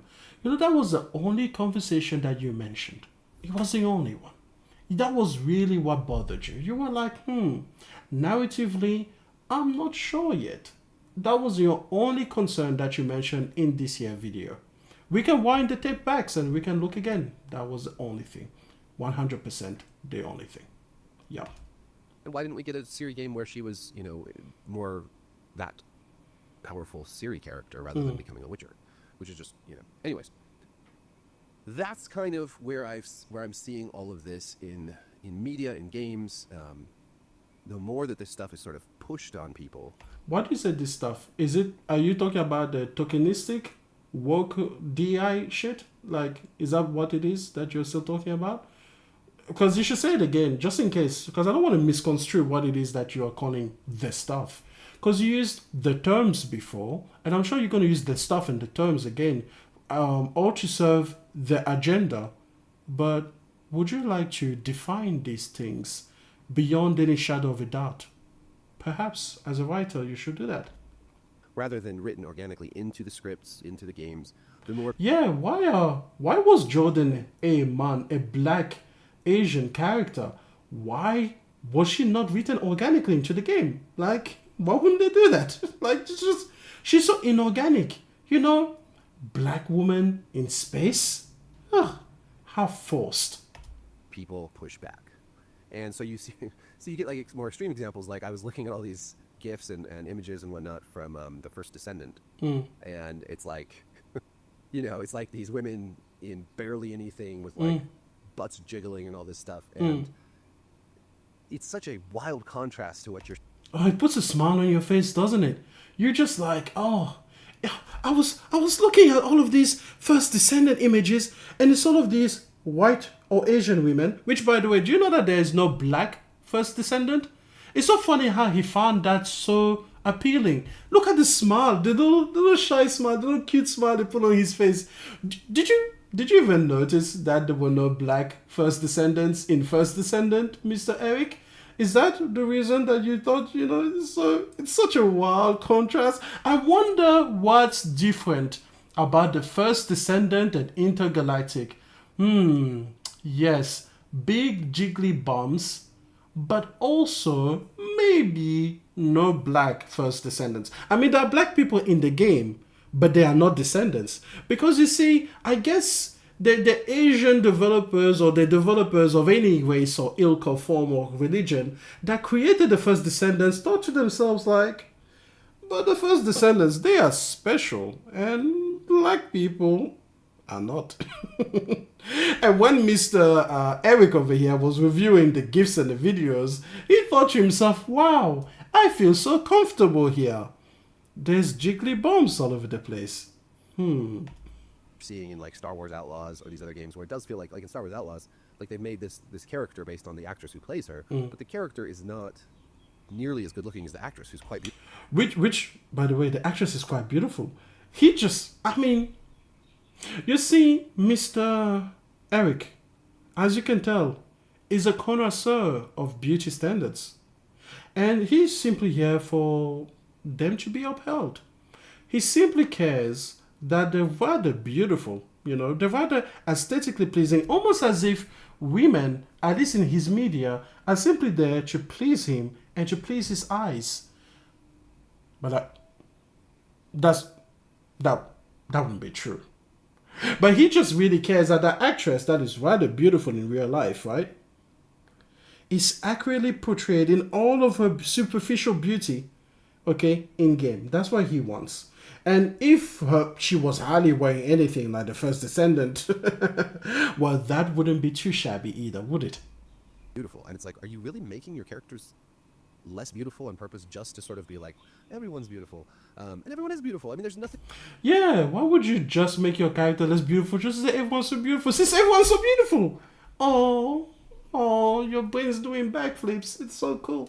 Nothing wrong with different looking characters in games, but I mean, there is a reason why most stars in most TV shows are really good looking people. I mean, that's just what people want to watch.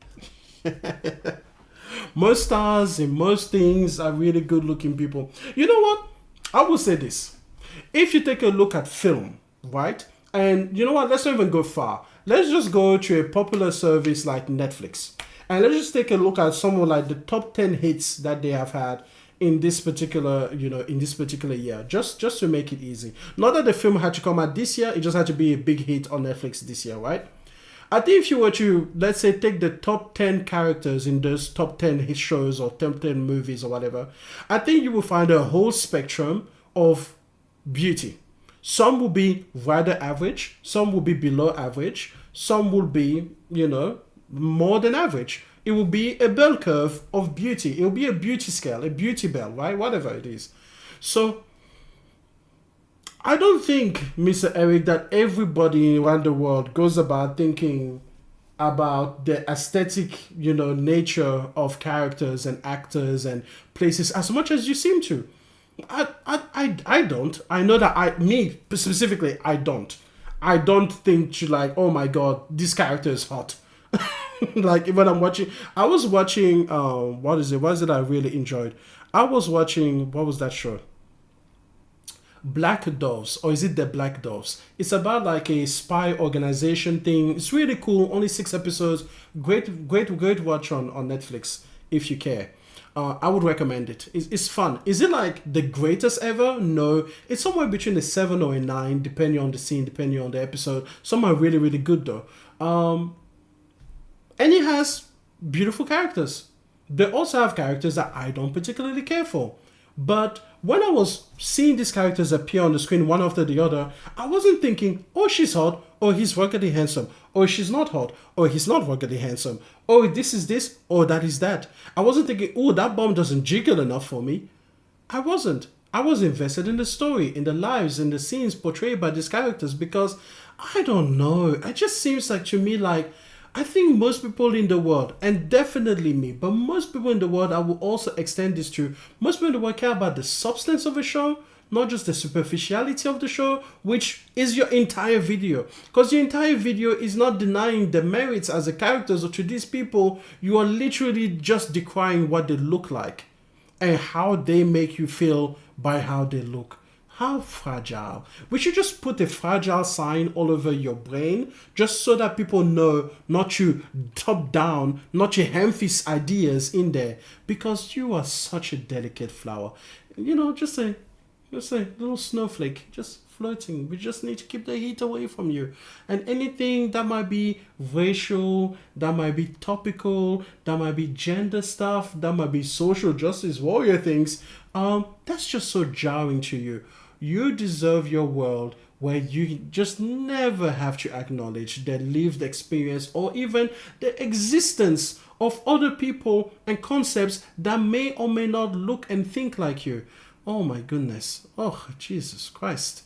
Jesus Christ. May the Lord save this man from all of this DEI shit, like the existence of people that are not white and may not be straight. We can't all be as good looking as movie stars, but we want to watch good looking people in our movies, right? We just do. It's just something. No, you do. Our brains work. That's a you thing. And no, that's you. No Your biology. Like we want to play as if I'm playing some first-person shooter, I want to be playing as like a spec ops guy who's really. This is the things he fantasizes about. He fantasizes about like a spec op guy. His feet, his buff, he's able to move him because he's a bit of a sub, like I told you. But keep going. Tough and like can shoot a gun and is ruggedly handsome and all these. Hey, come on. Stop salivating. Jesus Christ, you love that word, ruggedly handsome. You want your man to be ruggedly handsome in your video game so that you can go and have a little about them. It's fine. It's fine. You do you. You do you. Jesus, I don't want to see what you did to that poster of Geralt. I don't. Because I'm not a spec ops guy. I can't go around and shoot like dozens of enemies and like fall off buildings and shit. So I want somebody in my games who is more heroic and better looking. Is this like a dating video? You're just like, guys, I can't upsell. I can't rappel down buildings. So I want somebody in my life that's more heroic, that's tougher, that can shoot at people and kill them. That's the kind of dom that he wants. So if you guys know someone that fits that description, you go ahead and you just send them his way. And stronger and tougher than I am, right? And same for the women that we played. It's no different. We want beautiful women. It's not just because of the male gaze. It's funny how you say bigger, stronger, and tougher, but then for women you go about aesthetics. Or are you also okay if your women are bigger, stronger, and tougher than you, if they can also rappel down buildings and kill people? Because you do know that guns do not care about the gender of the person that pulls the trigger, right? Like.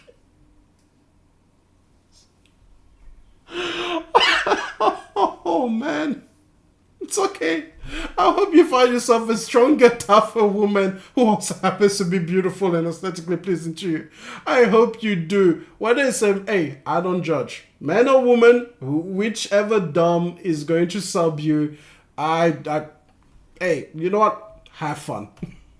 It's not just because we're trying to sexualize everything. I mean, I get all these comments, like, oh, well, you can't jerk off to her now? Like, I'm sorry, do you not understand how men work? Like, we can jerk off to just about anything. You see? He's definitely admitting he jerked off to Gerald. He definitely did. And probably, is it Gerald? I should probably say that right. He jerked off to him. And he probably definitely did to like most Call of Duty protagonists. Like, you don't want to borrow the Call of Duty disc from him. He told you, he can jerk off to anything. He said it proudly. That's not the point. Like, the point is that when we're playing video games, we want our characters to just be better. Just in general. You have a lot of fragility. I'm sorry, but it's like, what? You want your video game characters to be better? They are ones and zeros. Better than what? How are you so small as a man that you looked at your video game characters to be better than you? Better at what? Existing in a digital world? Like, what are you doing? What are you even saying? How fragile are you? That's embarrassing. What are they going to be better at? It's a video game. Like, it would be one thing if you admired actual firefighters and you are like, yeah, I want my firefighters to be able to run a mile faster than me because that's part of what they should be doing. Running and, doing endurance stuff. Like, sure, for real people, okay. Even if you're like, okay, I like in movies, like you admitted, right? You say that you like your actors to be beautiful and everything like that, as long as they're female, I guess. If they are men, they have to be ruggedly handsome instead. But, let's say your female characters in films and everything, you like those actresses to portray aesthetically pleasing things to you. I guess I could understand that because, again, it's like these are real people. But in video games, you do know they're not real, right? You do know that these characters do not exist. They can't be better than you. Or if they are, that's problematic. You do know that, right? Wow. This is the people that Forbes hires now. Again, I'm totally down to play a video game where the protagonist is a fat bald dude who, in the proper context, that could be very entertaining, right? In the proper context. Did you see that? He doesn't want to play a fat bald dude in any context. Like, he doesn't want to play a black Asian woman. Like, that wasn't the right context, Naughty Dog. You need to put her in a place where she's organically written. And there's room for all this stuff, but it is this trend to just make characters look worse, especially women characters look worse, that feels sort of pandery and full. Do you remember who did that? It was It was a random DEI rich dude. The one I was talking to his wife earlier. There was a whole skit about it. That was his directive. Like he talked to every Western game developer, and he was like, make characters look worse now. Just do it, right? It's funny. But it's funny because The Witcher, they come from which studio is that now? Isn't that CD Projekt Red? Didn't they just create like this character named Panam or something, and people really liked the way that she looked? Maybe they didn't get the directive back then, but they got it now, right? They got it now with The Witcher 4. Yeah, make Ciry ugly. That came down from the top. It was top downing. They got top downed. Worst, and just goes against the grain of what everything else in our entertainment industry really is about. And it feels hypocritical, honestly. Yeah, you're right. Every other part of the industry just I mean, have you ever seen a Netflix show? They do not push any political nothing that they have, especially not from their own studios. Nothing that Netflix has could in any way, shape or form be construed to be pulling or pushing any political message ever. They are famously known for never ever pushing any kind of thing or element in any of the shows, because remember, this doesn't happen in other parts of entertainment that could ever be construed by anybody in their rational mind as political or as pushing an agenda. Never. They are famously none of that. That's Netflix and Disney and HBO. None of them. I mean, Sony Music, Sony Films and Sony Music, none of them, Universal Records, they never ever, whether it's in music, whether it is in film, there is nothing other than games where anything could be construed as political. Not so much that they're trying to make a change for the better, but that they're just trying to pat themselves on the back. So the backlash compounds. People react more strongly to smaller things every year. And I just feel like this is actually making things worse. Of course. Similar, we'll just dip our toes into this, but in the trans... sorry, please continue. Movement, I think that transphobia is worse today than it was 10 years ago. Yeah. You know what? As a man that is supposedly not trans, I'm glad that you have told me what the temperature about transphobia is. I mean, look, you have declared the blackness of a black person. You have spoken, to the feminist iconography of the feminist movement. And now you are telling me about, the temperature check for transphobia, though supposedly you yourself are not a trans person. It's almost as if white straight men felt entitled to saying things that they have no business saying. That's weird. I think it's much worse. And despite all the efforts to have people use pronouns and to degender bathrooms, all these things that have been done have actually, I think, made transphobia worse overall. It's funny because when he talks about pronouns and bathrooms, do you notice that he is the one that is introducing politics in the gaming discourse? Because Lev never talked about the bathroom situation. She never told me to use her pronouns, right? I never was like, well, this is the part where I play the quick time event where I type in Lev's pronouns so that my character can say it. Never did that. I never led, Lev to the bathroom in The Last of Us Part 2. And we were just walking, and I was coming in the bathroom, and then Lev was like, oh, actually, this is not the right bathroom for me. Even though this shopping mall is full of clickers, and this bathroom is perfectly safe, I'm going to have to go and use the other bathroom. This is political now. I'm being political. In our culture, because it's this top-down approach to equality and to is this top-down approach to equality? How dare those people from the top talk to us people from the down about being equal? It's crazy. Equality should not be done like that. You can enforce rules, but you can't enforce compassion. You can't. I like the way that he's tacitly admitting that he doesn't have compassion for all of these people he doesn't feel compassion for. These are the same people that he's been, grilling the entire video. Yeah, because he's saying like, yes, you can tell me I can't discriminate against a black person or a woman person, but I will let you know that I will not feel any compassion for those persons if they even are persons. Make people feel a certain way. That takes a lot more work. It's like you can go bomb the shit out of Iraq, but you can't force people to adopt Western values there. You cannot. Yeah, that was not a political example at all. It's funny. The people that always complain about politics in gaming are the ones that bring the most politics in games. Yeah, because when I was watching, the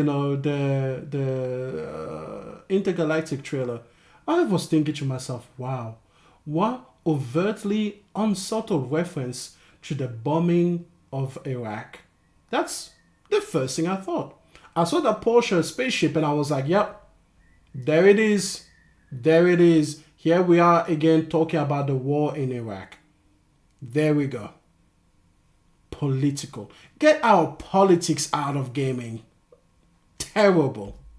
Force your culture onto a country and a population that doesn't have the same history and religion and civil society and all that stuff. You can't do it. It's the same kind of sort of shock and awe approach, but in media and entertainment, and it's not helping. It is making the reaction worse. This is why, as someone who considers himself to be liberal and on the... Oh, this is the part where he says that he's actually one of you guys. He's not a racist. Like, no. He's not a sexist or misogynistic. No. He's a good left. He leans on the left. He votes left. He's got a "I voted for Hillary" T-shirt somewhere in the back from the 2020 election. He's a good boy. Go ahead, please. The left that I find all this stuff so frustrating because it feels like all the things that I do care about, and these are all things I do care about, it feels like they are being undermined by the people who are the loudest advocates and activists in this movement. And you know what? Why don't they just be as subtle as you? You know what? When you were talking about all of these issues, whether you were talking about women in gaming, whether you were talking about black people in gaming, whether you were talking about diversity in gaming, you know what I felt from you, sir? I felt support. That's exactly what I thought. I thought, you know what? Why aren't more advocates of diversity in gaming more like this man?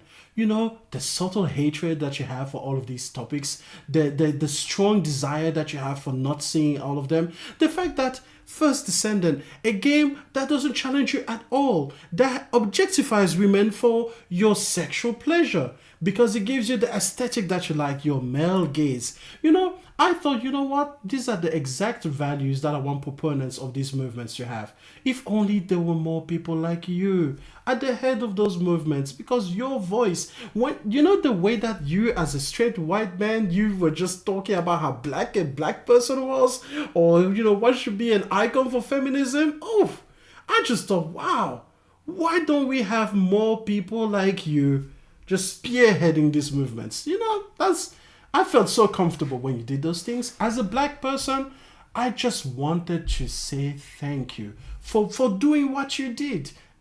We should have more of it. Straight white men should go ahead and take over all of these movements. And they should just tell us how it's not a big deal if you're not recognized in society. They should just tell us like, oh, Emmanuel, what is that? Why do you care? Why do you care? Just go make your new games. But if you make new games, make sure that they're organically written. And even if they are, well, we don't want you to force them down our throats. So just change it. Just change it. Don't be coy. Just change it. Just remove the black character. Just remove them. Put in a white dude. Or put in a girl like Eve from Stellar Blade. Ass and titties, baby. Ass and titties. Put that there. That's what you want to see. Ciry wasn't sexy enough for you, so now you're having a bit of a fit about it.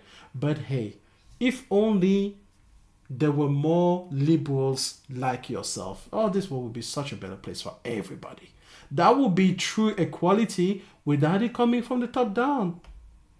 I see some of the words I see often directed at people who are critical of sort of the woke side of things, the anti Oh, the woke side of incel. things. That's one. Yeah. That's used all the time, and it's the silliest shorthand. Yeah. It's like the equivalent of like libtard or soy boy to me. Like it's meaningless. It's bullshit. Absolutely. And then grifter. Mm. So many. Which is people which is what I just sorry to stop you. A grifter is what you are. Continue. Grifters just for having a different opinion. And the crazy thing to me is that there absolutely are grifters. There are grifters on the right, and there are grifters on the left as well. The grifters on the left, I think a lot of them are pushing.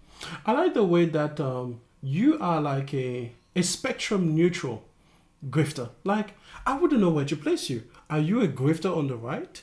Are you a grifter on the left? Or are you a grifter on the left who appeals to people on the right without you yourself being You know what? Well done. It's like you are like the gender neutral bathroom of grifters. Don't really know what to do with it, but hey, I guess I must acknowledge it now. These very things we're talking about, pushing this sort of DEI stuff, and they're doing it to make themselves look good and to make money, rather than to actually help people, I think. And I think that you see how this, I mean, some of them are. Again, not everyone who's pushing these ideas is a grifter on either side. Some Just walk back. Some really do want to help people. Yeah. I think there is a lot of pushing this stuff to enrich and empower and to look good and to gain social status. Ah, the fabled stuff. How they're pushing it. Oh, Jesus. And that inauthenticity is something that people can smell, right? It doesn't pass the smell test. So, you know, I just think that that's why we're seeing reactions like this. We're seeing such large reactions to this, or you know, again, something like Assassin's Creed. If Assassin's Creed, Shadows, is it the one set in Japan? Mm-hmm. There's so many Assassin's Creeds, I get all the names mixed up. So I think the backlash to Yosuke being a black samurai. I think that if this game had been announced 10 years ago, there would have been a much less backlash. If this game had been announced pre-Gamergate, much less backlash. Maybe no backlash. Sure. Maybe just a little backlash, right? Yeah, you're right. You know, people have always been so reasonable on the internet. If it wasn't for Gamergate, you know, it's just Anita Sarkeesian or whatever her name was, she just ruined everything, you know. We're just going to keep blaming it on her.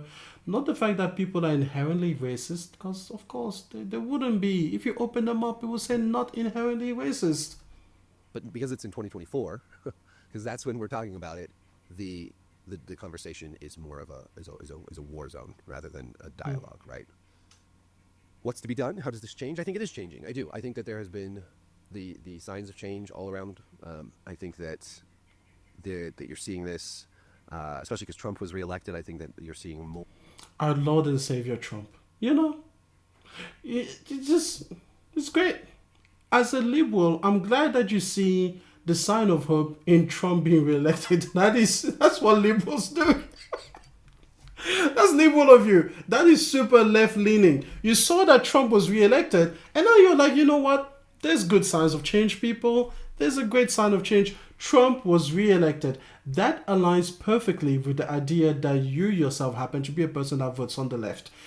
It's cool. It's fine. I mean, you wouldn't be grifting about that. That'd be crazy. That would be crazy. Or people in positions of power start to sort of back off of this stuff.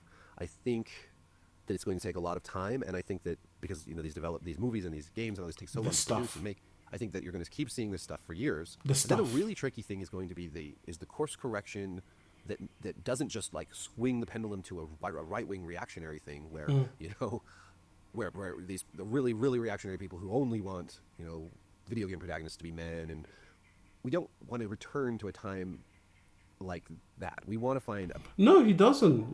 This is the only honest thing he said the entire video. You see, Mr. Erik doesn't want to return to a time where you just have like white dudes as protagonists in video games. No, he wants hot white women too. He wants hot women. He wants jiggly butts. Just so when you do the pendulum correction, go back to the white dude, make them ruggedly handsome, but then also make sure that you have, diversity that he can actually get behind. And a lot in his fantasies, he gets behind all of these girls. All of them. When they call them the first Descendants, oh, he liked that title. He liked that title a lot. He really liked that title. He really, really liked that title. better way, right? Where there is still diversity, where there is still representation and all that, but it feels organic, where more stories are being told, where it's not just these hand-me-down, race-swapping, box checking. How do we get to there? That's the thing that I'm.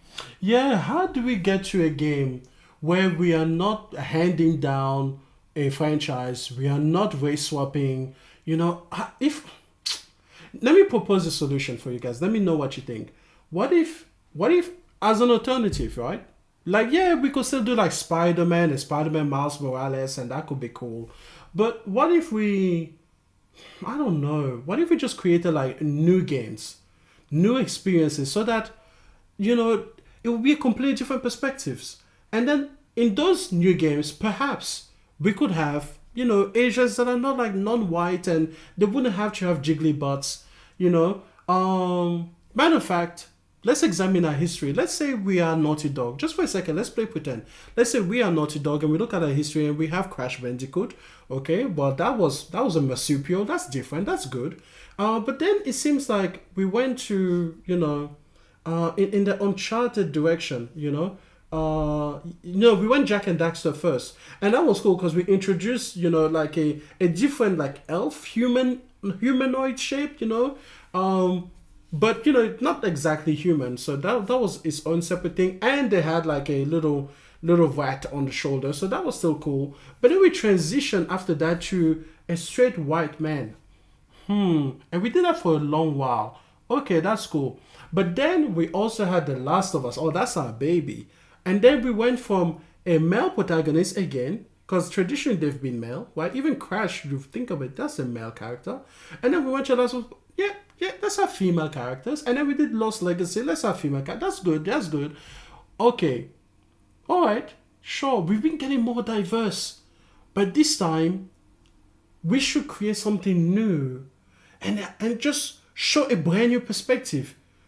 Let's have a black person, but not just a black person. Let's have a black person that is also Asian. A real interesting blend in terms of like their legacy and where they come from and the kind of history they can draw from to influence the character later in life. That will give us a lot of fertile ground.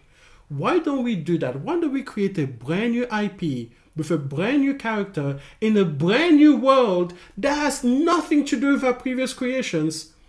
I wonder if that will be a way to do what Mr. Erik Klein says he wants to do. I wonder.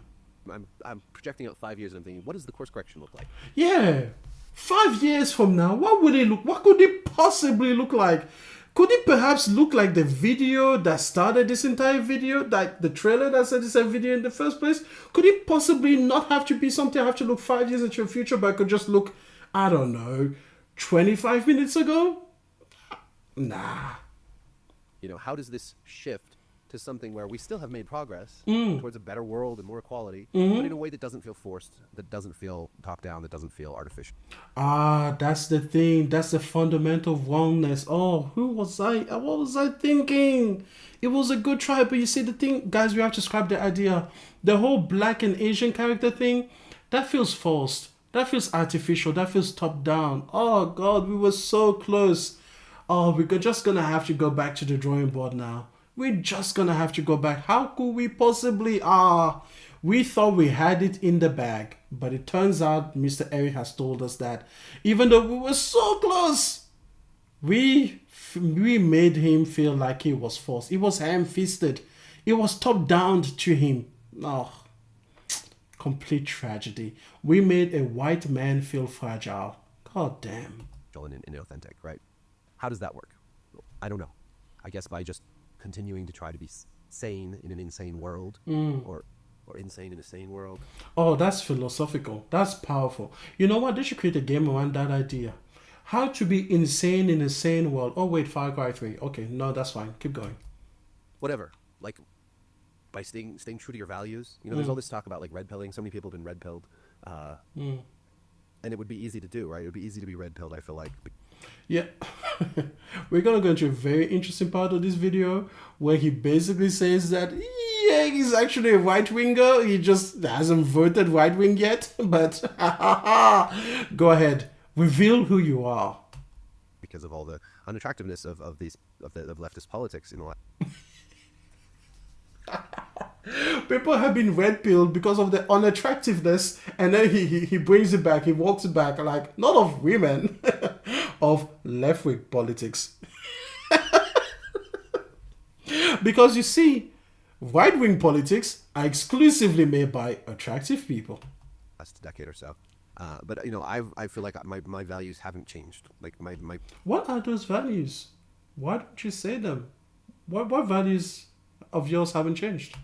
My deep held values, the things that I believe, haven't changed in 10 years. What are those? I mean, some of my ideas have shifted. So some of values have changed. I still believe what I've always believed, which is about human decency and how you treat people, and I haven't shifted to the right. I don't vote for Republicans. The funny thing about saying that you've always believed about human decency is that you do realize that people like yourselves in the past, people that look like you, they did very indecent things to people by denying their humanity in the first place. So trust me, to those people, they didn't stop believing in human decency. They just didn't ascribe humanity to the people they were torturing. So, like, I don't know what kind of, like, moral high ground you think you're standing on, but really it's a trapdoor. Because as soon as you just say to yourself, like, hey, this person that doesn't look like me or doesn't think like me is not a human like me, then you can maintain all human decency that you want while doing the most horrible things to those people. You're not standing on a high ground. You're standing on a trapdoor. You're an idiot. And you need to stop being an idiot because you're promoting idiotic things. And that's how we got really bad, really terrible things happening to a lot of people.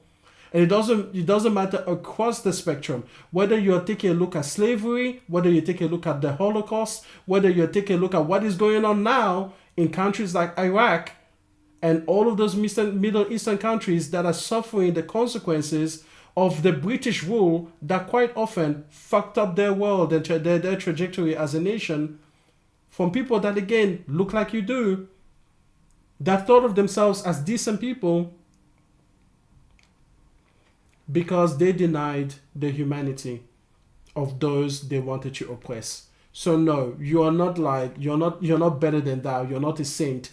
You're not better than slave owners because you think to yourself like, well, my values of human decency have never changed. Sure, they never have to change. All that has to change is that you have to go from, or start with, not believing that these people over here that look different or that act different or that speak different or that think different are human in the first place. You're an idiot. I'm critical of this stuff because I believe that the left should be better than this. And because, like I said, it's a gift to right-wing culture warriors. All this stuff just gives them so much... Gives you so much ammunition. Content and gunpowder, right? But I think the trick is to stay true to your values, regardless of what's happening in the political spectrum, right? Sure, right. Stay true to your belief. Tell us exactly how you stay true to your beliefs. Regardless of how, how this shifts around you, you still have to do that. I was actually, during Gamergate in 2014, 2015, I can't remember exactly, I was actually offered a job by Milo Yiannopoulos. You were offered a job by one of the most alt-right people in the world. But you yourself, you are so left. You know what? I am sure he offered you that job because he saw how much specificity you speak with, and he was so thoroughly impressed by the ideas that you clearly espouse that he was like, I've got to get this guy on my team, even though I know he's a left-leaning lipdad snowflake guy. I'm sure that's exactly what he thought about. To work at Breitbart, which I turned down. I was told I would have total freedom, and I didn't have to toe any sort of line. I didn't have to toe conservative stuff. But I didn't want to go that. Well, first of all, I like what he were. You see that little sparkle in his eyes as he thinks to himself like, man, I could have worked at a company that paid me so much more money by just espousing the hate that I feel inside of me. But I decided not to. I made a personal sacrifice because I couldn't let go of my values. I like Forbes, but second of all, I didn't want to be that. I didn't want to sell myself to any devils, right? Well, right. I didn't want to go fight for any side. I mean, you didn't sell yourself to the devil. You let him move in for free. Like, the fuck? at that point, I could have made a choice. I could have been like, all right, well, I'm gonna throw my hat in this ring. I could probably be like working for the Trump machine right now if I had the I like the way you're like, yeah, I had the capacity. I could have done it. Why do you think you have the capacity, sir? Maybe because the ideas and the things that they say, they're not that strange. They're not foreign to you. Yeah, you know, I'm so glad that you thought this was somehow like an absolution. Oh man, proper ambition and lack of scruples necessary. But it was the scruples that kept you in check. I don't think that's the way to go. I think you have to hold fast to your own beliefs, Which even are in a crazy world where tribalism is so powerful. Right. And that's how you come out the other side of shifting cultural moments and still work to create a better world and better games, and better movies, better TV shows, better writing. I don't want to ramble, and I'm sorry, but I'm going to stop here. I did like both those trailers, more or less.